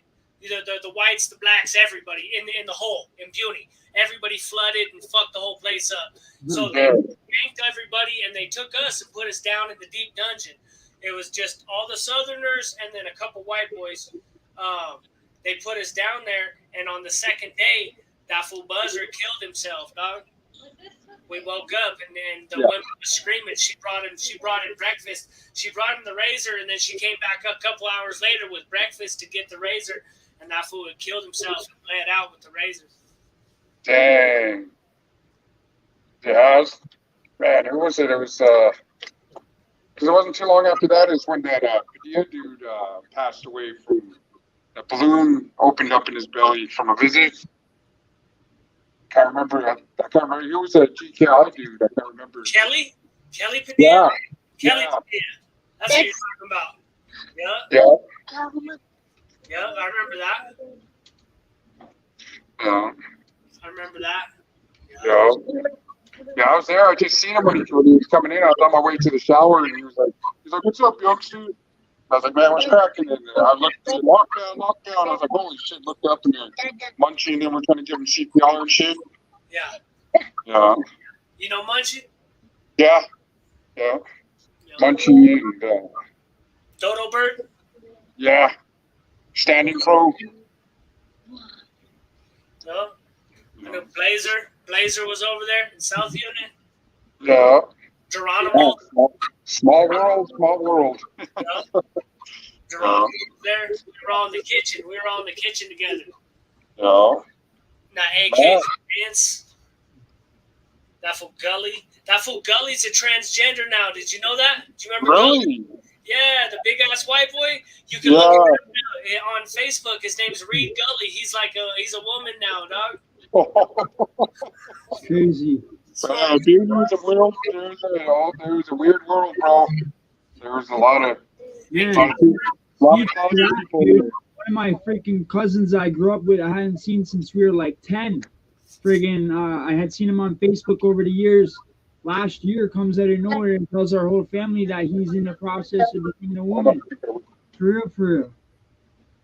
I was just like, holy man, I never expected that. Right? Man. Crazy. Yeah. But man, I miss Canada, bro. There's a lot of cool stuff that when I went up there, there's like the restaurants and everything. Man, I haven't never been to the East Coast, so I gotta go check out where you're at, bro. Toronto's. Yeah, man. I know I've never been to the West Coast, so it's like that. I know how you feel, man. It's like I hear a lot about BC. BC is the main place that if I went anywhere that in Canada else, I would want to go because I always BC is like Victoria or Hastings, somewhere like that is sort of like the ghetto place. Yeah, that's where I grew up at. Yeah, so that's what I heard is like Toronto in certain areas down here, like Queen and Sherbourne and George Street and all that. It's just like there where Hastings is, where they just smoke crack and needles, all that, and cops walk by and don't care and don't do nothing. Yeah, they don't. Yeah. That's how it is here, but only if it stays in this like 8-block radius. If they come out, they get busted. So it's just like Hastings. I remind him when someone told me the story about how Hastings is. I was like, holy crap, that reminds me a lot of George Street and Queen and Sherbourne.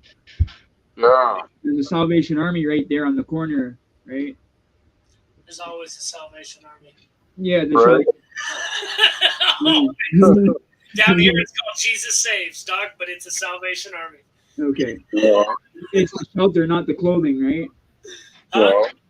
Yeah, okay. Because there's a place that sells clothing, the Salvation Army as well. But when I say it, I mean about the shelter. Because it's actually a rehab out here, too. There's a Salvation Army rehab. Oh, okay. They do all kinds of stuff. They have a program in there, too, like on the side of the building for guys that are coming out and want to get clean and stuff. It's like a program, but it's hard to get into. Yeah. You should see how expensive, gang is. You should see how expensive it is in Canada. Hey, how much is it for a gallon of milk out there?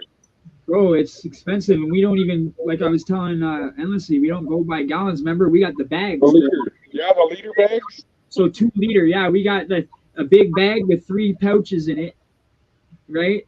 And people are all like, how the hell these Canadians are crazy? How are you going to put the bag and it's going to tip over? Put it in the pouch, the thing you put the pouch in the plastic thing and it pours, you know? Yeah. You don't use the bag, but I mean, that thing's expensive. I think it's like $4.99 or like over $5 for the 2 liters, right? Yeah.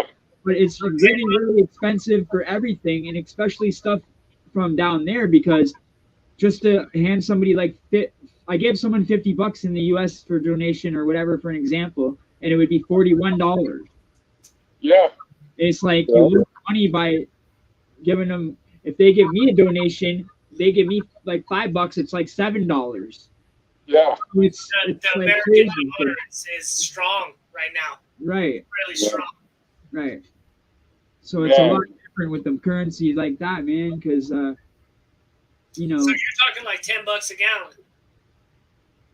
Yeah, $10 a gallon, and then you should check out like they don't sell like like when you go to Safeway or Walmart and they have like the 2 flats of eggs there for like about maybe like $7-8. One of those flats for like $20, bro. I was like, holy fuck, dude! Like, They're loaf way of bread, yeah. Look what he up said. here too. Eggs are. He said the gas right here. Damn. Says 3, 6, 7, $8 a gallon. Close to it, 7. Close to 7. Yeah. Yeah. Fucking 3. It's actually the same as a gallon of milk. A gallon of milk out here is $3.29, and the gas is $3.23. Yeah. Okay, but if you converted the 323 or whatever it is into our money, that would be like 5 something. Oh no! We'd get way more. We get Right. you're paying per the Yeah. liter. You're paying $1.76 a liter. I'm I know paying some $3 stuff's way for a more gallon. expensive. You No, know, yeah, yours is way Like more. that. So you're paying like 4x what I'm paying. yeah. And sometimes there's certain good things up here too, like and certain things down there that are good, like our healthcare, for example. You know, we got that health card; it covers all of the doctor visits, all the health stuff, right? Like no Canadians pay for any health care, so that's one good thing about Canada. You know, so I know you guys unfortunately have to pay for it down there, and I feel for anybody that's sick down there that doesn't have money and can't afford it. Yeah, there's my buddy was like, you're gonna die. That's basically all they'll do down here. If you don't got any money, they'll keep you from dying, dog. That's about it. Dog. They can't get much else. That's why I look at it like, damn, we're lucky, and like, damn, you know, I feel sorry for the people that are sick and can't afford it. That's what I mean. But Like, if you we're go so used to having it for free, right? I if can't you even go to imagine the for that. marketplace, if you go through the marketplace, it's actually not that bad if you just pay a little bit of money. It's like you can get health insurance for like $50-$60 a month. It's not that bad. Yeah. You know what I mean? Obamacare, they never actually got rid of it. Trump talked about getting rid of it, but they never actually got rid of it. No, they never got rid of it. Yeah, Okay, so- good. Okay, good. And it's I like- 3.8 Obama was good. liters to a gallon. I like Obama. Obama was a good one, man. Oh, dang. It's 3.8 liters to a gallon. Dang. Yeah, when I moved to Colorado, bro, it's crazy. Like you said, a lot of the people were like, "Oh, you're from Canada," and I had a Canadian accent, and they're like, "Oh, why are you talking funny?"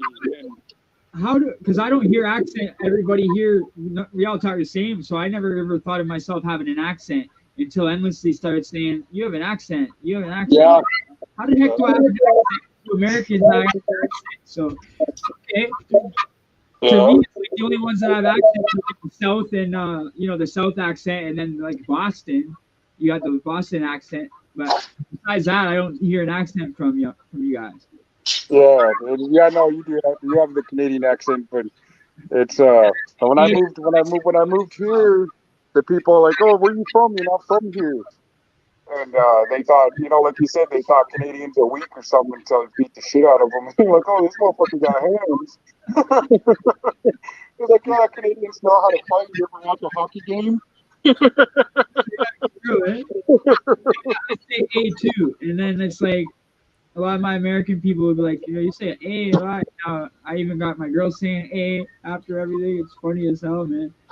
Yeah. I said you guys say B a lot in the States. The Americans, I hear them in New York. Yo, what up, B? Yo, B, what up? You know, I just say that as a joke. You guys say A a lot, and I'm like, yeah, you guys say B. What's up, fool? All right, brother. I'm going to tap out of here. All right, big guy. I got to get All my right, Daniel. outside. Later, my friends. Thanks for dropping All right, in. man. Gabe. Appreciate all the knowledge, bro. For real. Bye. Bye, brother. I can make us big. There you go. Right? Yeah, man. Cool. Yeah, you know what? I'm happy to see a Canadian show on there, man. Thank you. Appreciate that. Yeah, Yeah, good vibe in the chat here, I'm out man. here in the States.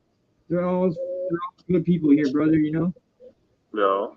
Yeah, I definitely, you know what, Toronto, the whole Niagara Falls, the whole thing out there looks pretty dope. And I remember watching something on YouTube a long time ago about the Crips out there going at it with like the Italian mafia back in the day.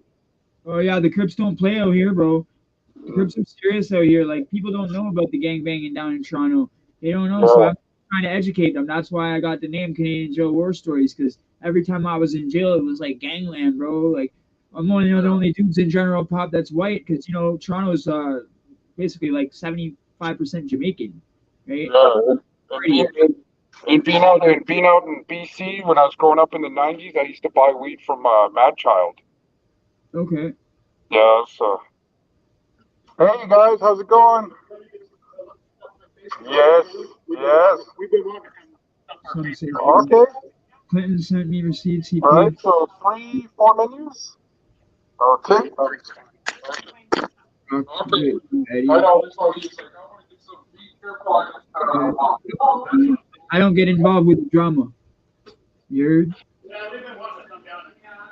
Oh, I appreciate you guys coming in. We got Pepsi products, we got Pepsi, Diet Pepsi, Squirt, and Dr. Pepper. I say nothing. LOL.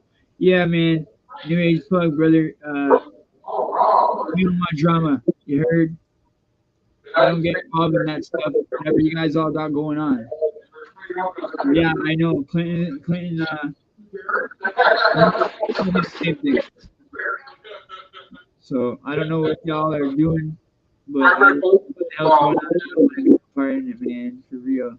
I don't think it's fried bread bites with powdered sugar and honey. Vegas needs to chill on the gas prices. Yeah, for real. That's so cool though, man. Another person knowing about Canada coming on chopping it up, because a lot of the guys that are here in Canada know about it, like the guys that are in Toronto that are subbed to this channel. But a lot of my American viewers, like 80% of my viewers are American, right? So I'm constantly trying to get them to know the vibe in Toronto, I even did vlogs to like show what it actually looks like and stuff, to show them that like traffic, like there's people, there's everywhere. It's like your cities, Yeah, it's not like I live in a small place, so I want to show them like this is a big city, like it is. It's huge out there, bro, and it's definitely yeah. And honestly, the thing is, growing up in a city like Toronto and then having people in another country be like, "Oh, you live in a place with igloo," and like, "Oh, do you guys even have high rises?" I was asked from a few dudes from New York, "Do you guys got high rises?" We're only 3 hours from New York. Right? Yeah. And I'm like, yes, we have high rises, man. We have freaking metro housing projects. We got everything you guys have. We actually have the first metro housing projects in all of North America before you guys had housing projects. Region Park was the very first projects in all of North America. See, never thought of Canada having gangs, right? Exactly.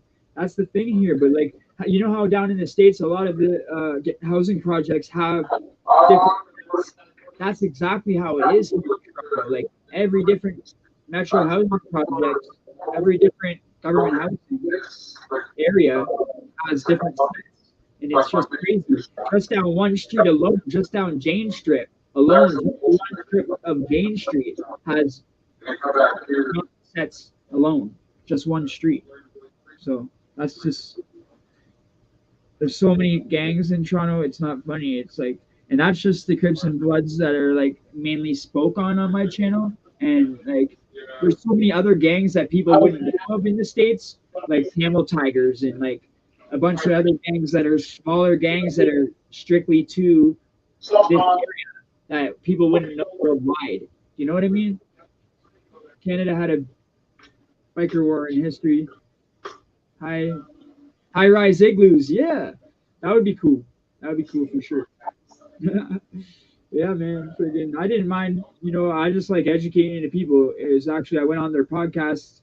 It was actually iTalk channel that thought that we didn't have high rises, right? And then I told them, and their mind was blown. It blew their mind. Because that we were living in farmland, and then I had to explain, like, okay, in the States, different countries, same thing with Canada. Different places will have farmland, but not where I'm at. You know what I mean? You might go way up north or, 4 or 5 hours from here and find farms and stuff, right? Or in different provinces, and which are states to you guys. And in different states, it's like that too, though. You guys got your certain states that got your farming, and then your certain states that are like bigger cities, right? It's just like here.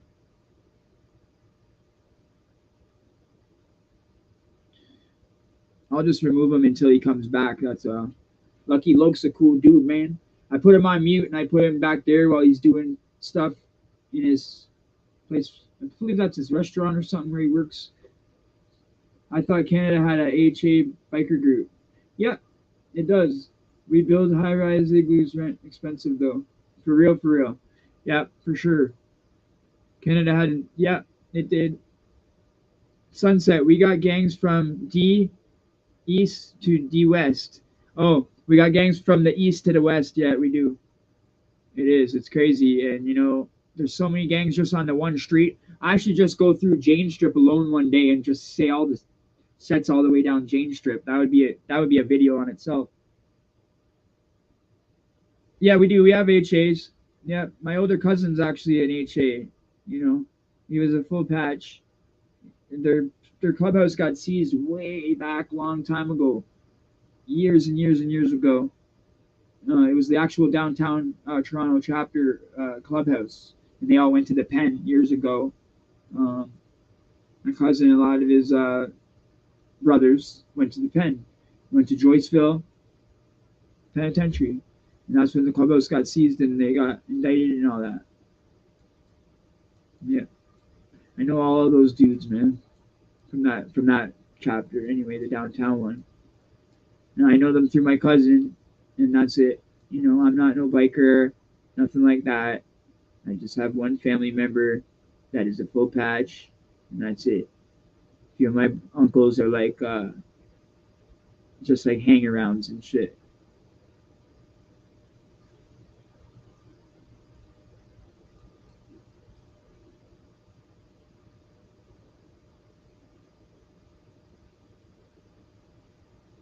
I know that they can be bodyguards and shit. They like to do bodyguard work when he was younger. Like this is years ago though.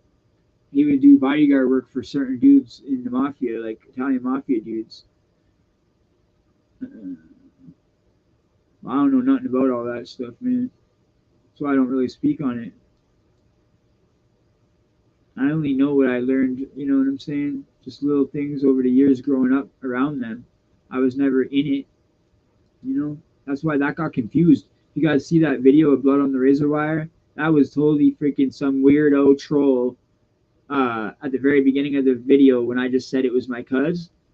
Said that I said it was me, and then the chat just went cuckoo after that, saying, oh, you're not, no, you're not. And then they started saying I look like I'm 20 years old, that I've probably never even been in jail. A bunch of fucked up shit. But Chad went in hard on the chat and stuck up for me like 30 times in a row. If you go to the chat and look at it, you'll see everybody, 30 people like in a row, saying bad shit to me about me. And then Chad Marks going in 30 times to each one of his people and sticking up for me. So shout out to Blood the Razor Wire.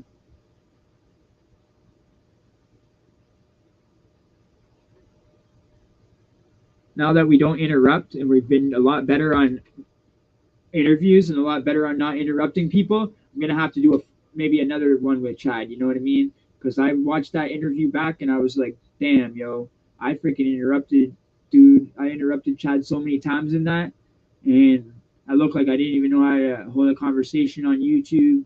You know, that's when I was fairly new on YouTube.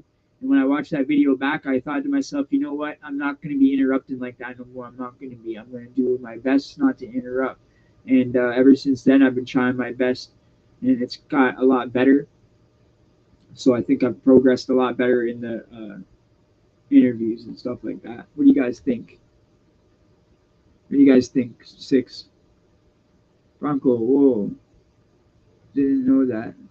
Sunset, we got HA, Banditos, Outlaws, Rock Machine, and a bunch of support clubs. Oh, yeah, tons of support clubs. Fuck, I've seen support clubs I've never even heard of, bro. Because I know all of them from back in the day, like Loners, PDR, Paradise Riders, you know, the Loners, you know, shit like that, right? Nowadays, it's like Red Devils and freaking different things. Like, I've never heard of a lot of these support clubs, right? But they all had to go under HA. Everybody had to go under HA. a long while ago when everybody flipped the patch. They flip if they turned in a patch, full patch, they would get the HA patch. It was like a straight thing they did. Any club could come over and turn over to patch and become full member. You didn't have to start all over again. So that's why all the clubs went underneath HA, and there really wasn't supposed to be any other clubs anymore. And unless you were like their rivals beefing, you know. Ed, you're an excellent interviewer. Thank you so much, Sunset. One of my good friends is president of his chapter. Okay. Okay.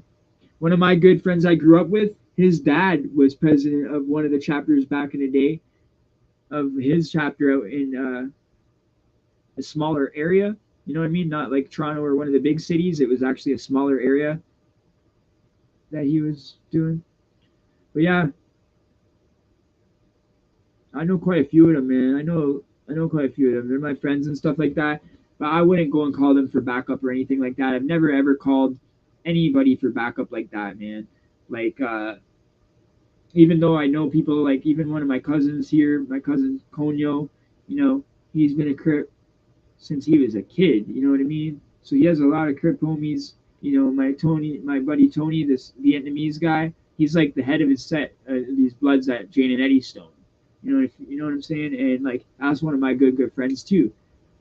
I'm not a gang member, but like I grew up with all gang members and drug dealers. Pretty much didn't have no normal friends. You know what I mean? All my friends were always older. I always hung around with the bad guys. You know, bad crowd and shit. I always felt like at home around these type of people because ever since I was 12 years old, I became a drug dealer. So becoming a drug dealer at 12 years old, and you're hanging around with 14 and 15-year-olds, you want to be the cool one to prove to these 15-year-olds that you know you're 12 but you can still get it down, you feel me? And so that's why you end up going harder than they do. And you know, I ended up hurting a lot of people I probably shouldn't have been hurting, you know what I mean? Just like other kids and stuff in school trying to be cool and whatever, like other drug dealers, for example. I'd go up and rob them. And I remember this one guy that was in grade 12 and I was just in grade 9. And because I always fought people bigger than me, just to clarify that. Anybody I've ever robbed or fucking beat up bad was always way bigger than me or way older than me. Okay? So I don't pick on guys smaller because it's just bully shit. And like, why are you going to fight someone that won't even fight back? That's just, I don't do that. I'll just give him a slap, a bitch slap. Yeah, we got MS-13, not a big population of them, but we do got them. We got to get rid of that porno shit. You are patient and do great interviews, Eddie. You were very helpful with mine when I was all over the place. Thank you. Yeah, no problem, babe. You know how it is. Thank you for the compliment. Aboriginal gangs. Yeah, like, okay, we got the Sri Lankan gang called Tamil Tigers, right? Tamil Tigers fucking we didn't get along with back in the day when we were growing up. And my cousin Jay that I tell you about that passed all the time, he got stabbed friggin' right here. Okay, and when the Tamil Tiger stabbed him like this, and it was on his own street, stabbed him in the stomach here, where kind of like where this knife is at, stabbed him right here and ripped it down. So, you know, he almost died, yo. He got 22 staples in his stomach, like not stitches, like staples, man. The scar was freaking thick, like that, all the way down from freaking like here to like his belly button. And then it was like that thick all the way down. And then going down like CLOSE, in really small writing, he got close but no cigar going down the side of the scar, right? With a little clover at the very bottom of it, like right there. You know? And that was really like, damn, my cousin lived through that, yo. My cousin lived through that. And then when I was in jail doing a bid, I was like, I came out, and usually I go straight to my cousin's house. Every freaking, you know, when I was growing up as a kid and in YO and Tyack and all these little tiny little stints, 3 months, 2 months, a month, little things like that, you know, I would get out and I would go straight to his place every time. And then when I did my longer period, it was like I come out and I some reason didn't go there because I wanted to change my life around. And then I end up having his girl pulled up on me one day. I had been out for like maybe like a month and told me that he was dead, yo. and told me he had passed. And normally every time I got out, I would call him or honestly go straight over there. And I was fucked up. It was like, what do you mean? I was planning on going there. Like, I was planning on getting all my shit together, getting clean. Like, he always wanted me to get clean off that oxy stuff. So I was planning on showing everybody, yo, I'm going to go get clean. I'm going to go do this. And then when I finally got clean and got my own place and tried to, like, show my fams, like, yo, shit's proper now. And then I fucking find out that he had passed. So I know I always talk about that, but sorry about that, guys. I always bring him up. Because, if he was still alive, he'd still be here right now. That's why I always bring him up. And he was LTF too, yo. He had LTF on his wrist right here.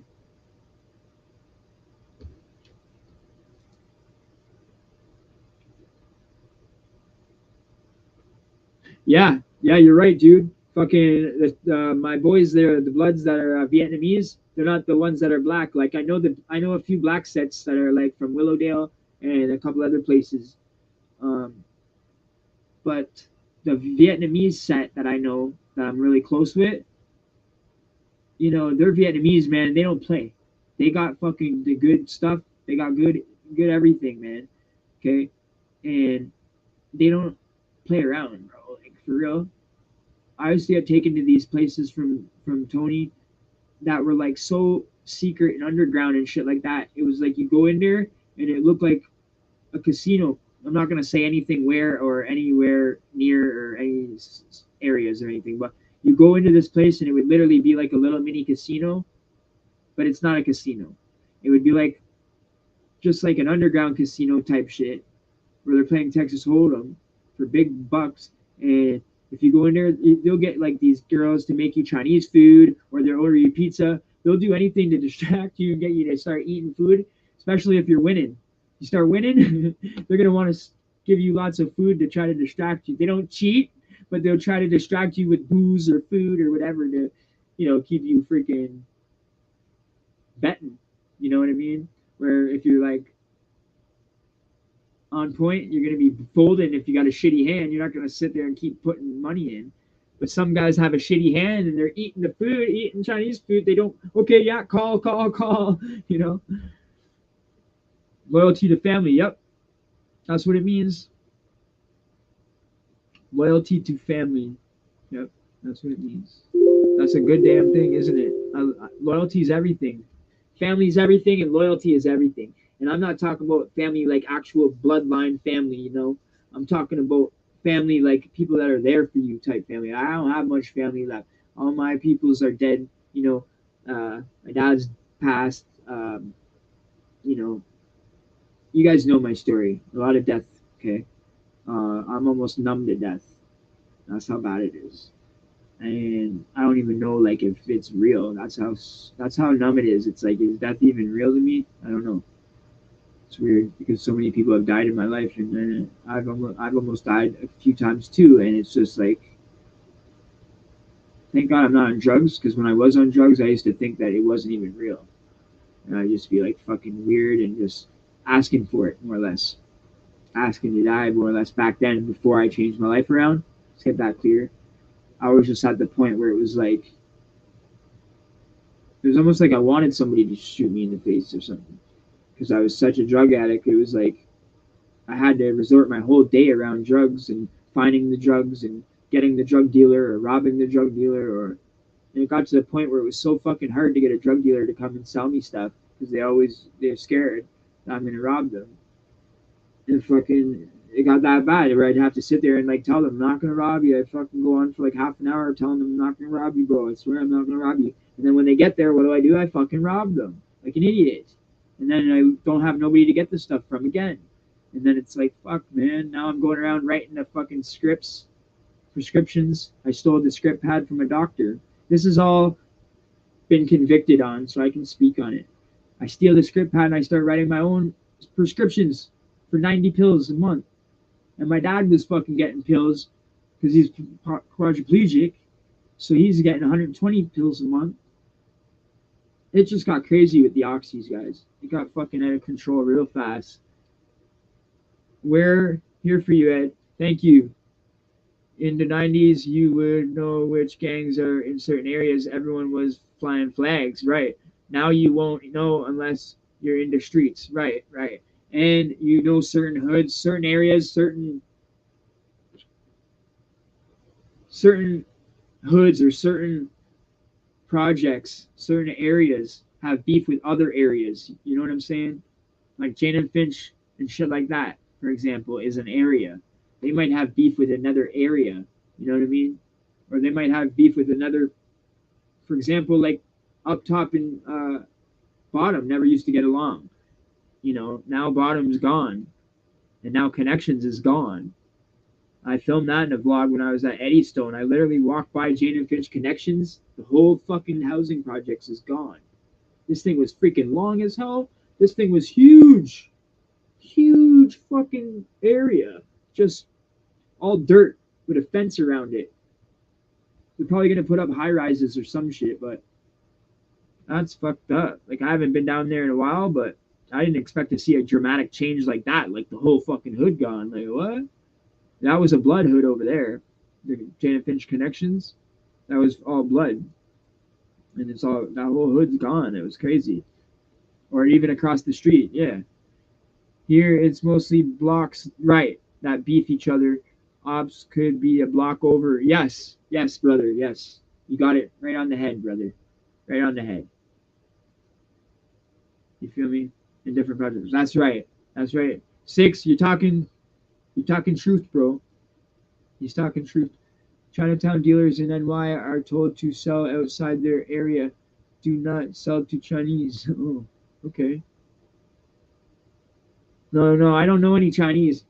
The dudes I was talking about are Vietnamese, and I've known them since I was a little kid. These dudes, they do sell right in their own hood. Um, it's just been like that for years, you know. Everybody does. If you grew up in projects, you're probably gonna 90% of the chance you're gonna sell something in your life. You're gonna sell something hot. You're gonna sell drugs. You're gonna sell something, unless you're like really, really, really strong-minded child uh, that is like in totally into something else. Like we can do it, get the youth into sports and shit. This genre, I think, might help a lot with the youth. You know, I would love it. I would love that. We're in 2 hours now. You have come so far from that life, Eddie. Very happy for you. Yeah, sometimes I don't even like talking about the way I used to be just because people might look at it like maybe he's still like that. And I don't want people to think I'm still like that at all, yo. I'm totally different now. Like I'm a grown man now. I'm fucking responsible. I'm law abiding, all that stuff. You feel me? I'm fucking never gonna break no laws. I ain't going back there. Fuck that shit. And it ain't worth it for me. And that's why I quit. I quit hustling. You know, I could easily go make fucking money like quick, fast. You know, my homies will give me work, and I can go fucking go to places that I can stand in certain places and know that I'll sell out. And I know I can go and start a shop up if I want to. Go to certain houses that are like addicts live in and shit like that, and just set up shop. I know I can do all that shit, but I don't because it's not worth it. And any money I do make is gonna get fucking pissed away. Anything I do accumulate during the time is gonna get lost when I go to jail and lose my everything, lose my apartment. It's just not worth it. It's not worth it. It's too much effort. And you think you're gaining, but you're not gaining in the long run. So now that I'm older and I can actually see this, and I don't have a young mind, I guess. Or at least I hope I don't, because I'm trying my best to like get away from that kind of mindset. Like a lot of times I would sit there alone and be like, fuck man, I want to go down to the hood so bad, man. I just close my eyes and be thinking, fuck, I'm here alone, I'm fucking broke. I'm working construction for fuck's sakes, you know. And when I say broke, I mean like all the bills paid, all food in the fridge, not like broke. I mean like broke as in can't buy shit for the channel like I want to. Um, and one day I do want to be able to stop construction.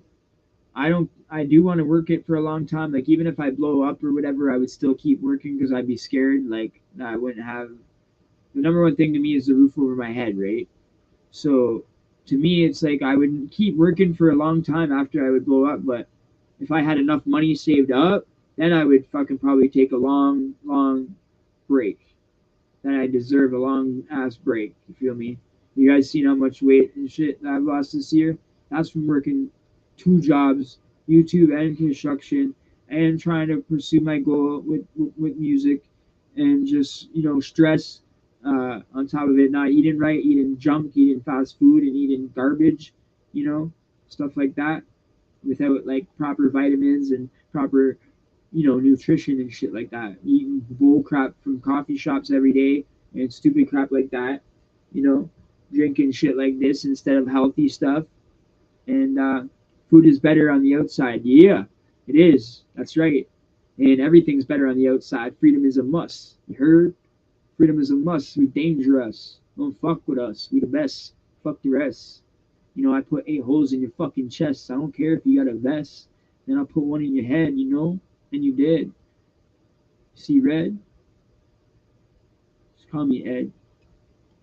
Motherfucker. Leave you dead in your bed. Don't ask me to freestyle, guys. But I will. Sometimes you guys will just get something out of nowhere. Like Jay Williams says, have multiple streams of income. Jay still does construction, yet look at his channel. Right. Right, Sunset. And you know what? Jay's one of the dudes that I actually look up to and actually can relate to his stories. A lot of his stories, he's not a gang member either, but a lot of his stories, he can tattoo. I tattoo myself. Just little things that he would say about being in there, not being a gang member, and just being a solid dude, a solid white dude, 10 toes down, and like not putting up with nobody's shit. You know what I'm saying? Like I know Jay wasn't the type to be a bully or go looking for problems or looking for fights, but if somebody came and approached him or disrespected him, then he would fight. You know what I mean? And that's the same with me, yo. I wasn't a bully. I wasn't looking to fight. I just wanted my own shit, and I wasn't gonna let nobody touch my shit. You come and touch my shit, then we're gonna get it on. We're gonna fight, and that's just the way it is. They don't want to keep coming and taking. They don't want to have to keep coming and fighting to get the shit every time. So if you fight like once or twice, they're gonna realize, oh shit, I don't want to have to fight this dude every time to get a fucking dessert or whatever they want to get. And it's like there's always somebody weaker. So now they see you're a fighter, you got hands. Okay, now they're gonna look at the next dude. Let's see if him. Okay, now this dude doesn't do nothing. They're gonna keep doing it to him. They're not gonna do it to the dudes that are fighting back. And that's sad that they do that. Pick on the weak and prey on the weak like that. But that's why they say survival of the fittest. Gladiator school, shit like that. School of the hard knocks. And it is school of hard knocks for real. We got people from different cultures. You can say that a gang, if you mess with one, you mess with all. They ain't a gang, but you don't want to fuck around, Okay, yeah, I've heard of that. Like crews and shit. Yeah, they're not a gang, but you don't want to mess around. Yeah, exactly. Like a crew of friends, you know what I mean? They could just be friends, They're a crew of homies. And exactly, And when I can relate to somebody's story, I think that's pretty cool. Like how I can relate to a few people's stories. Guys that are like, even gang members I can relate to because I did time with them. Like Cuzzo, for instance, like I've been through a lot of the same things, but not the gang stuff that he does. Like other things like being in confinement, being in jail the whole time, being white, having to fight all the time. Stuff like that we have in common. You know what I mean? Struggling growing up and shit like that. Now when it comes to like the gangs in Toronto, is like you always have to prove yourself. It's sort of like how Florida is when you go into the jails. We don't call it TOH or test of heart. Okay? We don't call it test of heart here, but I'm gonna tell you that it happens here, the test of heart. It's just not called test of heart. But they do it. Okay, when you come on the range, they go, yo, that's the fucking guy, yo, that's the guy. That's the guy? Yeah, yeah, that's the guy. That's him. Are you for real? That's him, yo. Now we want to see if the guy's gonna fucking turn around and walk out. We want to see the guy's expressions, you know, and that's like a little test to see if they're gonna be scared, turn around and walk out. For one, a test to see if you've been there before, because if you've been there before, you're gonna know they're just joking, and that's what they do to every single new guy, right? So if you've been there before or you've been in jail, you know about jails and stuff. You probably start laughing. Like if they said that shit to me, I would laugh because I would know what they're doing. They're just fucking joking. But I mean, people that don't know they're joking get terrified, and then they start thinking, "What did I do? Did I do anything to anybody? Like what? Who do I have beef with? You know?" And some guys don't take kindly to that though. Some guys come in and they start saying that, and next thing you know, they want to go to the back. The guy by himself. Then you know the guys are not to be played. You know the guy's got hands when he tells everybody to come to the back. You know what I mean? When everybody's saying that's the guy and that's the guy, I've only seen that maybe once or twice where the dude's actually like got hands and he just wants to like come on the range and take over right away, like yo, come to the back right away type shit. And that happened to me on B block actually. I told a story that happened to me on B block. As soon as I came onto the block, fucking homie's like, yo, you're not B block material. And he had done that to like 30 other dudes before me because he wanted to keep room for a package, right? And you guys should hear this video on my channel. Look, I had chubby cheeks in the video. There's during the pandemic or something, right after the pandemic. Yeah, it's a really good video talking about B block and how dude tried to kick me out B block, how he tried to set me up with the brew, all kinds of fucked up shit. It's a real good story. You know, if you haven't heard it yet, it has a caption that says B block, you're not B block material. And I'm wearing red hat and a red New York jersey, baseball jersey. I can remember that because I just went back and looked at that video the other day trying to make a short. Do you remember the first thing you ate upon your final release? Yeah, McDonald's McDonald's. It was crap. It was garbage, you know. But you just want to get some fast food because you haven't had fast food for so long. And basically, I probably could have had anything to eat, but I just wanted to get home, to tell you the truth. I wanted to get McDonald's, drive through, get the hell home as fast as I can, you know. I didn't even have a home, but I mean, get to Toronto as fast as I can or wherever I think I'm going in my mind. Because when you first get out of jail, obviously, or prison, obviously you don't have somewhere to live. Some guys from prison get paroled out and have a halfway house or something like that. But 90% of the guys that do a long period of time in jail, which in the States they can only do a year or something like that in their county jails, or a bit longer, but it's not like that here. You can do 5-6 years in the county jails here or in the provincial jails here. It's a deuce plus. You have to have more than 2 years to go to the pen here. So a lot of guys that were in the pen down there never would have gone to the pen. They would have been in county the whole time if it ran like Canada does. And a lot of times that when I did a lot of jail time, I would have been in prison if I lived in the States because anything over a year is fucking prison, which, you know, everybody's time is always over a fucking year. You know what I mean? Is it over 2 years? You know, not always. You know what I mean? But it's just weird how Canada was doing 2-for-1 back then, and like the States was giving out time like fucking crazy. I remember this. And then because the time was given out so crazy in the States, all of a sudden Harper comes into government and starts going tough on crime here in Canada. So thanks, guys. No, I'm just joking. No, for real though, it was crazy that fucking the States still do this. They give out time like fucking for something that they would give out like 6 months here for, or less than a year here. Yeah, 2-for-1 dead time, homie.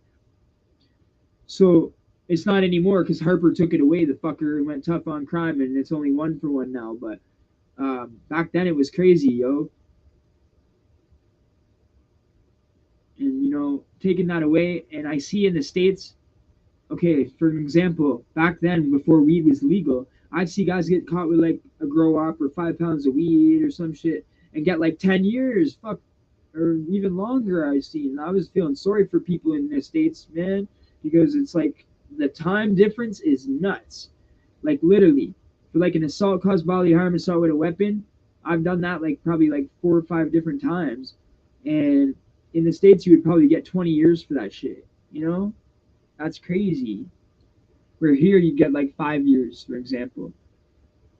And down, it's just nuts. The examples I could say for like a breach or I don't know, just it seems like down in the States, they give out like 20 years like it's nothing. Like you 20, 25, you know, 15, 20, 25. It's like, what the hell? Canada isn't like, they don't have the best system up here and it's garbage and I hate the system. But that 2 for 1 thing was good. And I can't complain about that 2 for 1 shit back in the day. And if it actually gets looked up, I probably did a lot more time than it actually I'm saying I did because of the 2 for 1 on paper. It'll look like I did way more time than I actually did. Probably will say like 14 years, but I didn't do that much time. Probably like 9 and a bit, almost 10. Um, the reason they have that there is because the 2 for 1 counted for so much more time. So you get time served, and it'll say that on the side of the on your record on your record. You know what I mean? It'll say the time you did on the side of the charge, and yeah, man, fucking if you got the 2 for 1, it looks like you did way more time than you actually did. That's all I'm saying. Yeah, bro, per day. I know. One day was 2 days, so it's basically like 1 year's 2 years. 2 years is four. I seen bikers sit there on like murder charges and shit, sit there for like 4 years or trying to stay there as long as they could to get that big chunk knocked off. So if they get 10 or 15 or 20, you know, they just got that 8 off, and now they can do for 12, and then 2/3 of 12 is what 8, and then you can get parole. Like fuck, you know what I'm saying? Yeah, they give out football numbers, bro. It's crazy. They were releasing because of COVID. That is cool.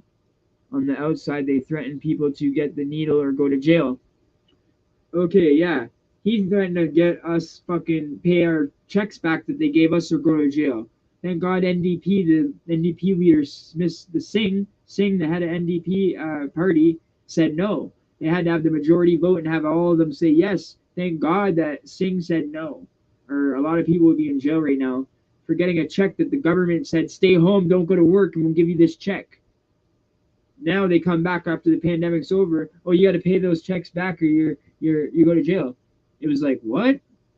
You just gave everybody fucking 10 checks for 2 grand a piece. How are they gonna pay back 20K out of nowhere? Everyone was gonna be in jail. So luckily, thank God, this guy Singh NDP party, he was cool enough to be like, nah, you can't do that to people, man. You can't do that to fucking low income people and low. You know, whatever, you got it hard enough, man. Like, holy shit. And then yeah, I don't agree with that either. They were releasing people because of COVID. That was cool. You know, that's how Cuzzo got out. That's how I know a lot of people got out, and that's really cool that they were doing that. But then it says on the outside they were threatening people to get the needle or go to jail. That's crazy. I never knew that. In Canada they weren't threatening us like that, but they were really pushing on it, you know. And then like I heard of even people getting sick after taking it. Yo, we're at 2 hours and 20 minutes, so you feel me? We're gonna go for like another half hour. That'll like bring us to our 3 hour mark. They just F with people. Yeah, I hear you. I hear you a lot. Um, that thing that he showed me earlier is what actually is really good. It's really nice, actually. Um, hold on, guys. Can you still see me? I hope so.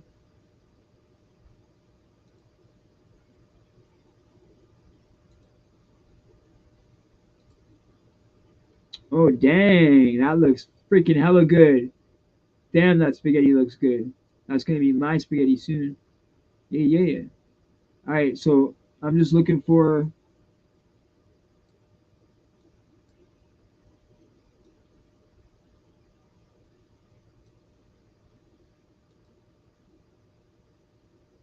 Oh, there he is. Okay. Because he sent me something earlier that I wanted to show sunset because that's probably what I would want if I wanted anything.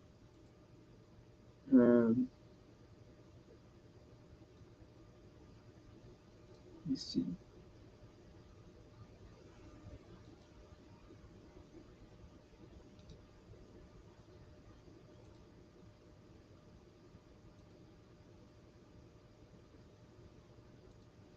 Bear with me. I'm going to be back in 2 seconds, everybody.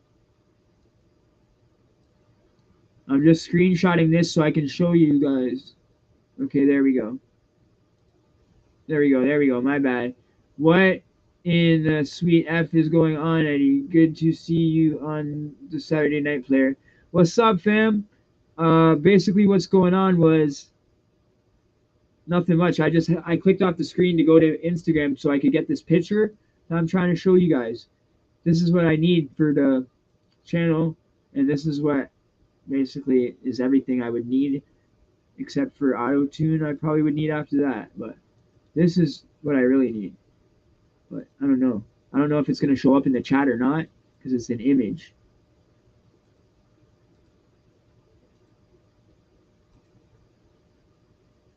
Oh man, I don't know.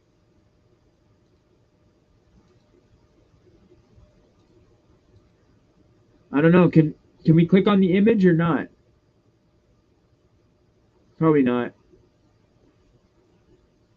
Well, you know what I'll do? I'm gonna after the live, I'll post it on my IG and my Facebook.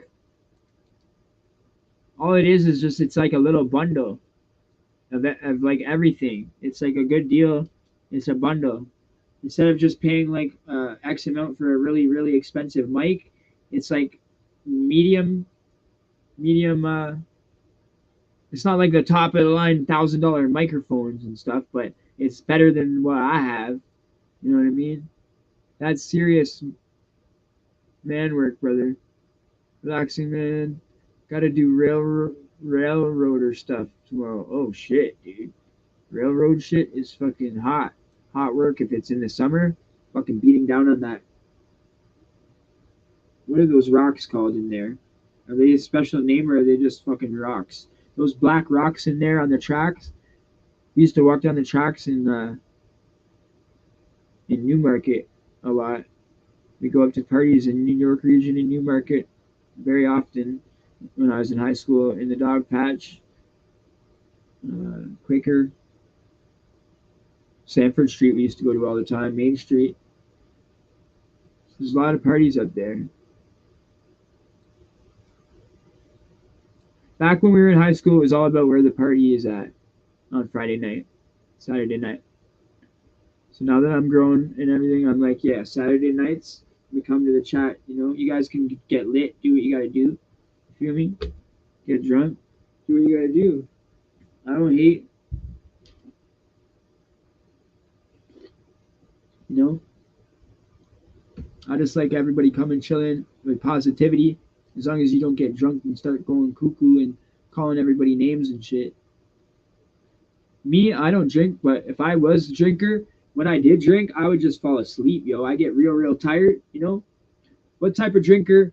That's what I want to know. If you do drink in the chat, besides endlessly, because I already know if you drink or if you don't drink, so you don't have to answer me. If you do drink in the chat, tell me what kind of drunk you are or what kind of drinker you are. Are you a social drinker or you like to drink 6 beers right away? Or can you handle your booze?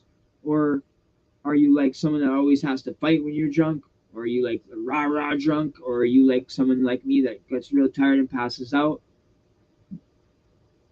You know?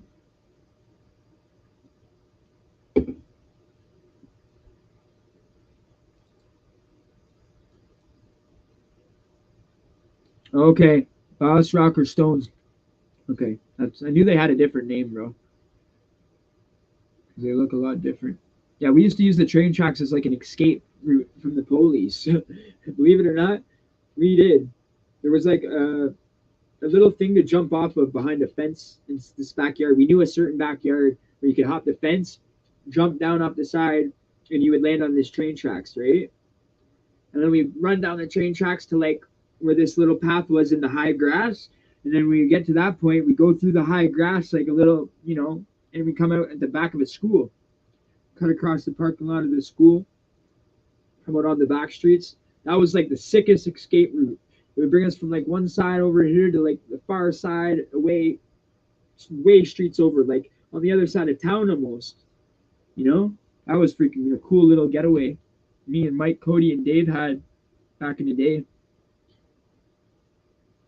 Drink like 4 to 6 beers each day in the evening, just chill like that, and I don't get wild. It helps me relax and sometimes fall asleep. Yeah, cool.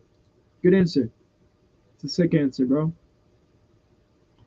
I buy 2 bottles of locally made wine per year, and 2 cans of Rolling Rock per beer per year. Much of a drinker. Okay, that's cool. That's cool. A lot of people will do that too at Christmas, like at Christmas and stuff. If I'm with relatives, which I'm not usually with relatives, I've spent most of my holidays locked up. When I am with relatives, they might say, "Yo, here, have a cheers. Here, Eddie, drink wine with me. Yo, cheers me with wine." My mom might say, or someone might say, because my mom drinks wine and stuff on Christmas and stuff like that. And I always say, come on, mom, I don't drink anymore. I don't drink. And oh, come on, just have one toast. And then I'll be like, I feel bad if I don't do the toast. So I'll just be like, all right, now cheers, everybody. And then I'll just like take one little sip and then I'll give it away to whoever, whoever doesn't mind my sip. Handle drinking, but at a certain point want to fight if someone hide my drink. Good one, bro. That's cool. It's funny. Me, I was like in high school, we used to drink and go to parties and want to fight when we were kids. As I got older, because I started drinking at like 12, so we'd fight a lot till about like 16, 17. And then once I turned like 18, 19, old enough to drink, I stopped going to parties and stopped drinking pretty much. And when I was drinking, though, when I stopped going to parties and stopped fighting, I just started falling asleep because I wasn't going to parties. I was used to partying and being social with the booze. And then when you're just by yourself drinking, to me, I would just fall asleep because it's boring as hell. Right? And I would just get tired and fall asleep. Especially off the liquor, yo. Liquor just puts you right to sleep. Don't hide my beverage. I never was much of a beer drinker, We used to do amaretto. We get mostly Canadian beer in these tall ass glasses, and we put, I think it was like, we put like the beer this much, and then we take a shot glass of amaretto and drop it in there. They literally started doing this at a bar and started calling it Dr. Pepper shooters when we did that shit way before they even had that at that bar. I don't know if that's a thing worldwide but we couldn't believe that was actually a drink in the bar after. I couldn't believe it. Yeah. Now I just smoke weed, and I didn't even smoke weed though. Like, okay, when I was drinking in high school, I smoked a lot of weed bongs and stuff, right? But when I got into oxys, I stopped smoking weed because it was like a waste of money. It was like the weed, you're gonna buy weed when you need oxys and you're sick. Nah, you're not gonna spend money on weed. You're gonna think, damn, that's a waste of money. You could sell that weed, bro. Sell that fucking quarter of weed and get $40 or $50. Get a quarter, or get a couple pills, like or that's how you think. Get a 40 of heroin, or So that's how an addict thinks. So they're thinking, that's how I used to think and think, weed's nothing. Weed's not gonna get me high enough. And so if you think, you look at someone and think, damn, are they on drugs, hard drugs? If you see them smoking a lot of weed, or weed is like their main thing, they're probably not on hard drugs, because weed is like a waste of money in a hard drug addict's mind. Weed would be a big waste of money unless they had hella weed. I gotta roll out, everyone. Have a great night, LTF. Okay, baby, I'll see you in a bit. We got half an hour left here, okay? I'll see you after. All right. Good night, darling. That's what Sunset said. Look.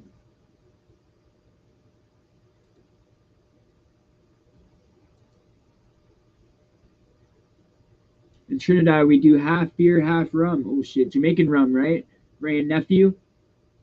Damn, yo, there was this guy named George, one of my old homies. He was also a dealer. We used to get along real good, and he used to get drink Ray and nephew, yo. That shit used to light on fire. Like literally, he used to take the shot glass and like light it and shit and like drink it. Old, I was like what, probably like 20 at that time or 19, hanging out with this dude, and this guy's like probably like 50 at the time. Cool Jamaican dude though. Coolest guy you know, man. Coolest dude, like. And boy, did he like me. He trusted me so much. Like I could call this guy and be like, "Yo, anything I wanted, he would give me, yo," and come back the next day and get money if I needed him to. Like I had relationships with these freaking people. You feel me? Like my name was good for credit like that. Like not credit for credit cards, but I got credit with Mandem. That's better than credit cards. It's better than credit cards because start off with a $500 credit card and build your credit, or go to the fucking guy and get a kilo, or go get a fucking ounce. Or I'm just playing. I'm a lot by sister now. I stopped selling dope like 5 years ago when I got out of jail. I'm not gonna say I was a good boy the whole time in jail. I'm not gonna say I wasn't selling it, but I'm not gonna say I was. Just know your boy was eating good the last time I was in there. You feel me? Like, yo, all it takes is you to have a good cell partner with fucking connections and shit like that. You got people on the streets. Shit happens, bro. It's all. Some of these stories that I tell guys, they might seem like there's a lot of stuff left out and a lot of stuff skipped by. And honestly, it is. It is like that. It's true. It's because I have to. I have to leave out all the incriminating stuff. I can't go there. I can't tell you guys the incriminating shit that I didn't get convicted on. Shit that I did, a lot of stuff I did in there. I did go to the hole. I did get misconducts on. And the fighting stuff, I'm not worried about. But other things I was doing in there, for example, if someone was working in there, you don't want to say nothing, right? You can't really say nothing. So just use your mind and your brain and realize what I'm trying to tell you. You know what I'm saying? I didn't sell nothing in there. Allegedly.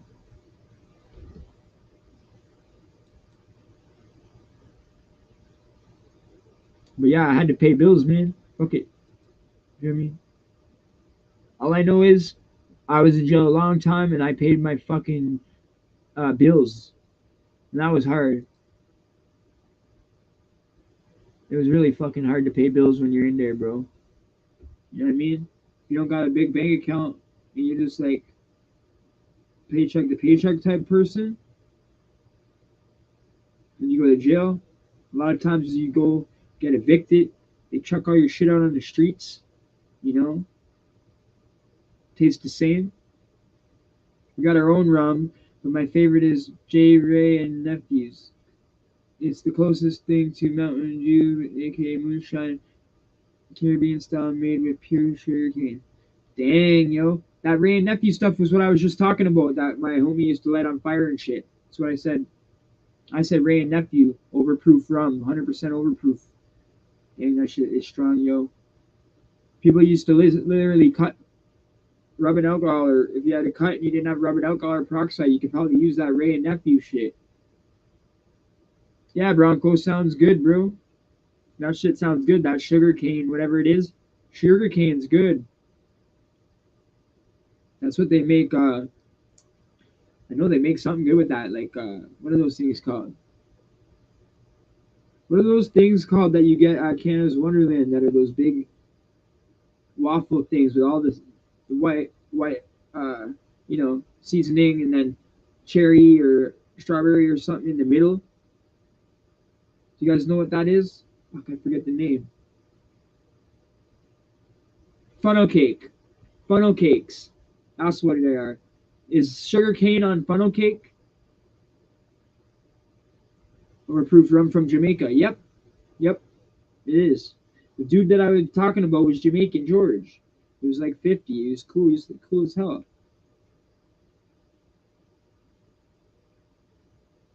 Oh, Sunday. Okay.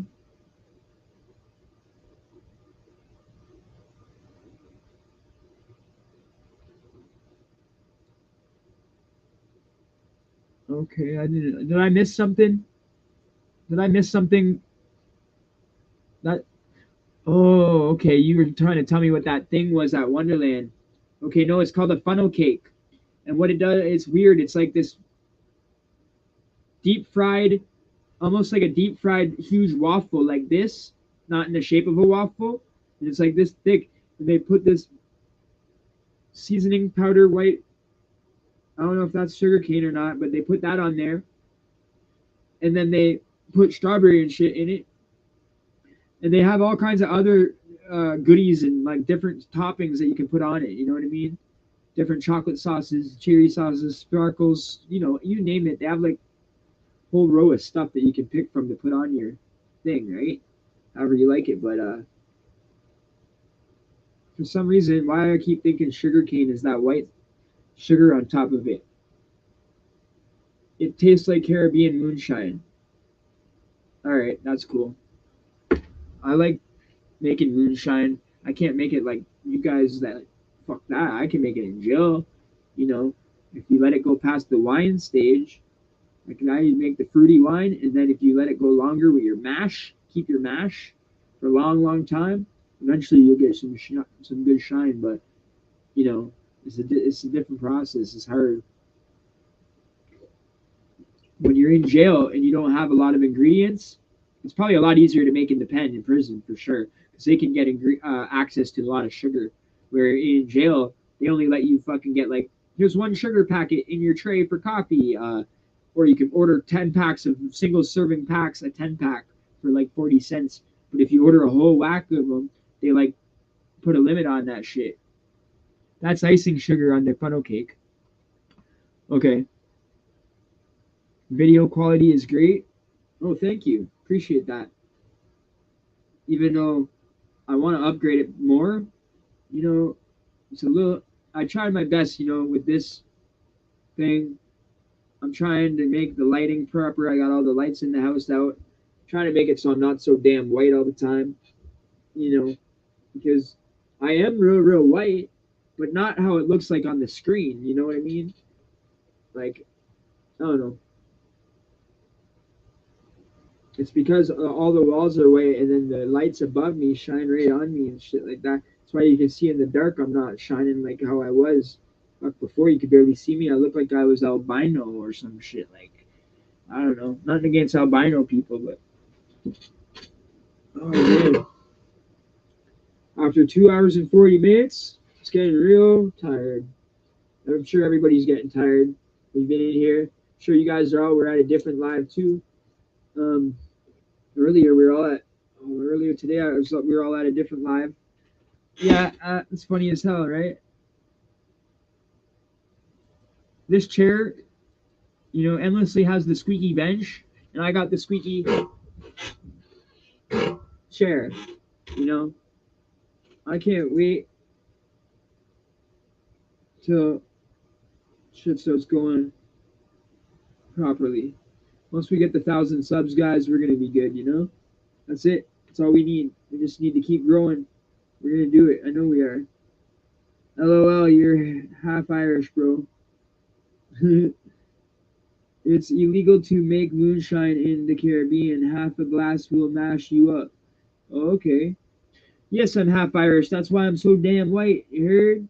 No, I'm proud of it. I had blonde hair when I was a child, when I was born. I had like white blonde hair, like really. I'll show you guys, man. Go look on my IG. You'll see it. This is the only picture of a kid on there. It's fucking a picture of me and my mom. And I'm like so little in the picture. And I got like way hair, like way blonde hair. And then I shaved my head when I was like 8. The first time I shaved my head bald, like just shave it with the clippers bald because it was so hot in the summer. My hair changed. It didn't go blonde back. It grew back in brown. Once I shaved my head for the first time when I was blonde, it changed my hair color. Literally, it didn't grow back the same color. That was weird. Bugsy's in the house. I just got home, hopped off for a minute. Aight, homie. What up, fam? Bugsy. Bugsy in the house. Bugsy's good shit. This guy right here, everybody in the chat, this dude, Bugsy, right there, this is a good people right here. This is my homie. You know, me and him talking shit. You feel me? It's not just a subscriber or family or what. This is my dude right here. You know? Me and him actually talking shit like that. For real.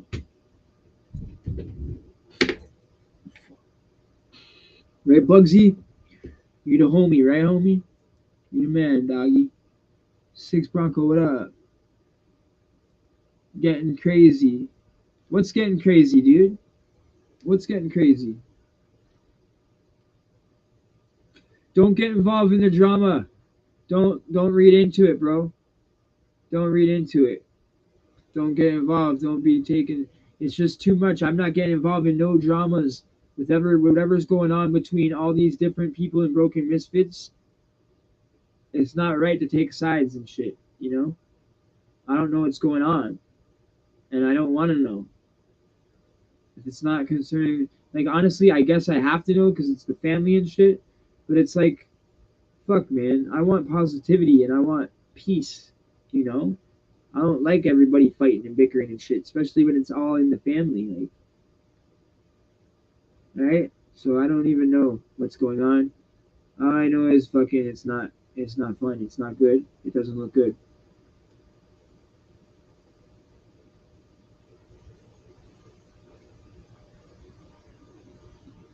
Clint says shave it, homie. Or not Clint, sorry, Jerry. Jerry says shave it, homie. Shave it now, homie. It will come back great, lol. Ah, yeah, it will. You're right, Jerry. That's fucking hilarious, dog. And it's so true. I got whites popping out everywhere. I come up closer, you'll be able to see.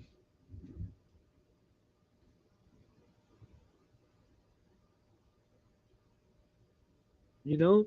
All up there, yo. Trust me. For real. I fucking swear to you, man. It's like, let me think. It's like, okay, you have one white beard in your hair, right? Or one white hair in your hair. And someone told me this, and I didn't even know, right? You take one white hair out, and like a bunch will grow back, dude. Or take one white hair out of your beard, and a bunch will grow back. Like 10 of them. Oh, Anna's in the chat? Oh, what's up, Anna? What up? Anna? What are you saying? Me neither. I was just joking around. Yeah, of course. I know you were just fucking around, bro. Yo, that fucking concert was lit the other night, bro. That was a cool little video you sent me, bro. And I didn't know if you wanted me to keep it, so I saved it and shit. Because you said you couldn't upload it. So I was like, okay. He sent it to me because you couldn't upload it. So I thought you wanted me to save onto it. So I saved onto it. And then I seen you uploaded it. So I was like, okay. You obviously figured it out. You know? Hey, Anna. Everybody's saying, hey, Anna. Broken Bronco and Sunset. Hello. Yeah.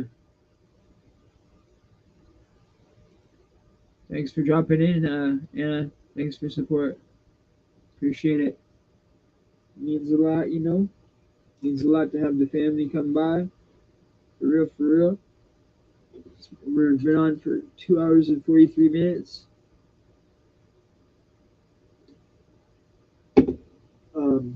So I don't know how much longer we're going to be on for. Probably only like 20 minutes or so.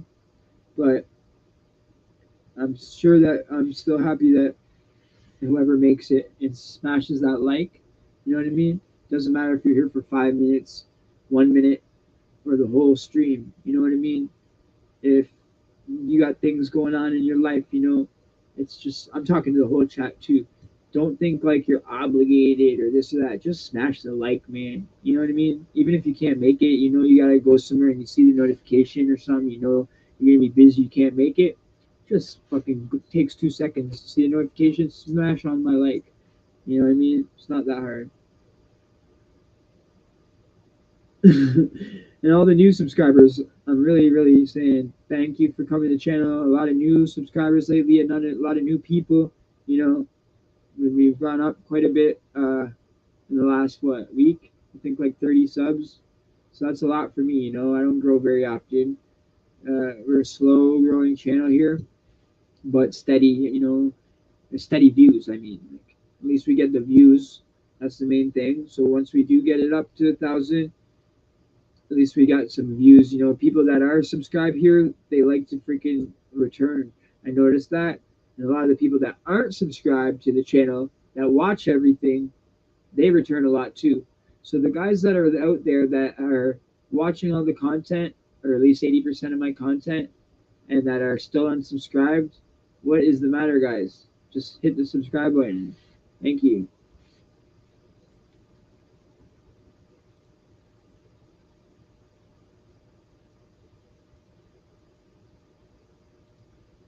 I was trying to put a picture. If you click on that picture and see the picture, I don't know, man. I wanted that bundle for real. That looked like a cool set. I wanted that shit. That looks like hella good, yo. And for the what is it called? Amazon wish list.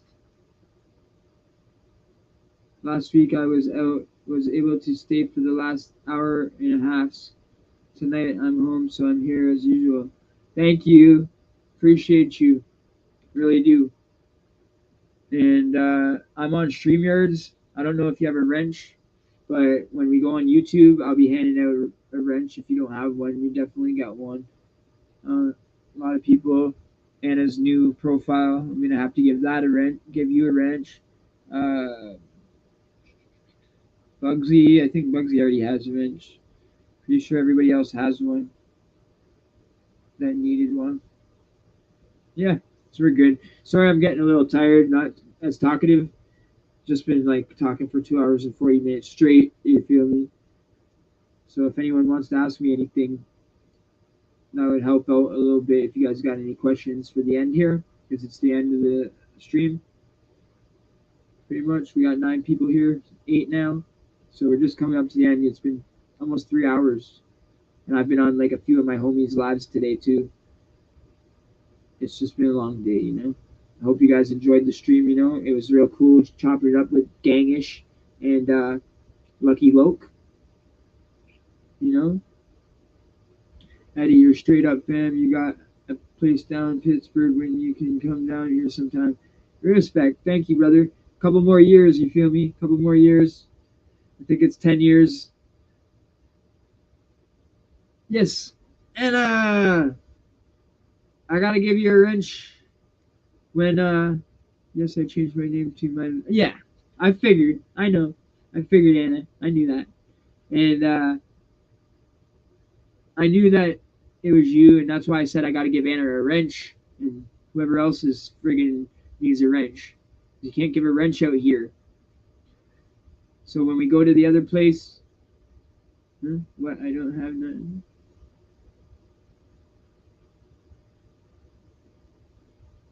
Yeah, you can't get the wrench. I know you can't get it here because it's StreamYards. When we go on YouTube, I got to give out to your new one, to this new profile here for you, because it won't let me do it. Only block or put a user in timeout on StreamYard. I don't know why StreamYard won't let us give people our wrench. That's weird. Yeah, it's been a long night. Yep, everybody knows. Fuck sakes. I can't believe fucking it's been 3 hours already, man. Like that went by pretty fast though. You're pretty much talking the whole time. It went by really quick. It felt like it went by quick. And then all of a sudden I just got hella tired. I looked over at the time and I was like, holy shit. Oh, thanks, Anna. Yeah, Amazon wish list. Yes. So I got to talk to you then in the IG or FB or something like that. We need to talk off stream. because I don't think I'm gonna be able to put that picture on here like I tried to. I put it in your F. I put it in your. I would. Oh my God, I can't even talk. I'll put it in your FB. Okay, Sunset. And I appreciate you. I know you're here every week. I know you are, bro. You're the man, bro. Okay, IG. Okay, that's cool. It's probably my sub, but it looks fuzzy. Yeah, someone was saying my stream looks so clear. To me, it doesn't look as clear as I would like it to. It's 1080p. It's better than the 720p one that I had. We upgraded. I'd like to get a 4K one, eventually one day. There's a bunch of things that we need. So one day, you feel me? Anybody got any questions for the end? I know there's 8 people still here. Everybody make sure we smash all the likes, smash the sub. This guy's new. This guy looks cool. That's a cool little profile. LWB. Is that B? Or is that somebody new? Oh, cool. I think it's a lot better on the TVs. It's the weed makes you tired. Yeah, it does. The weed makes you tired after all day long of working fucking 15 hours. You feel me?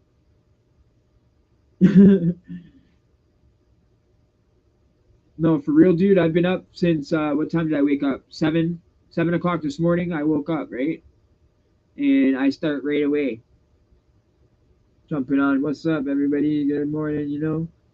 All that stuff, networking and all that crap. Night, everybody. My grandson here. He goes, yeah, for real. We're just wrapping up the stream. Asking everyone if they got questions. That's it. Night, Anna. Thanks for dropping by. Smash the love button, like button. You feel me? We'll see everybody tomorrow. I like when everyone says good morning to each other in the chat. It's like a real family. It's really cool. It's like a real support. And everybody keep it up. Keep the good vibes. Keep the positivity. We're gonna make it. We're gonna keep growing. Broken Misfits, LTF chat. Um, Gladiator Gang. Shout out to all y'all. The Lokes, the 3 Lokes that I'm doing the podcast with. Shout out to everybody. Shout out to all you guys in the chat, LTF, all you Broken Misfits out there. Nothing but love, yo. Later, everybody. Later, B. Great show as usual. Thank you very much. Appreciate you. All right, no one has questions, so I'm just gonna go through everybody's name then and say goodnight to y'all. Night, Sunset. Appreciate you. I appreciate everything. You know what I'm talking about. Bugsy, thanks, bro. You're a good homie, bro. You feel me? We talk a lot. Night, B. I don't know if that's the B that is my boy from Toronto or not, because you always got different ones. But good night. Good night, Anna. Broken Misfits owner, Anna. The cool, coolest. Good night, Ed. Thank you. Then we got Six Bronco in the house that always shows up, never misses. This guy right here, this is the shit right here. This guy's solid shit right here, bro. I love this guy right here. Okay, good night, brother. He even has the 6 right there in his name, too, for the fucking 6. Alright. Who else do we got? Jerry, good night, brother. Appreciate you and your constructive criticism. Sometimes I like it, and I like your crazy comments, always keeping me reading your guys' comments are fun. Good variety showtime. Oh, thank you. I'm just trying to see if there's any more people I missed. I'm hella tired of freaking mumbling and rambling on, guys. Night, Nick. Okay. I think that's it. I'm not going to go up anymore. That's too much to go through here.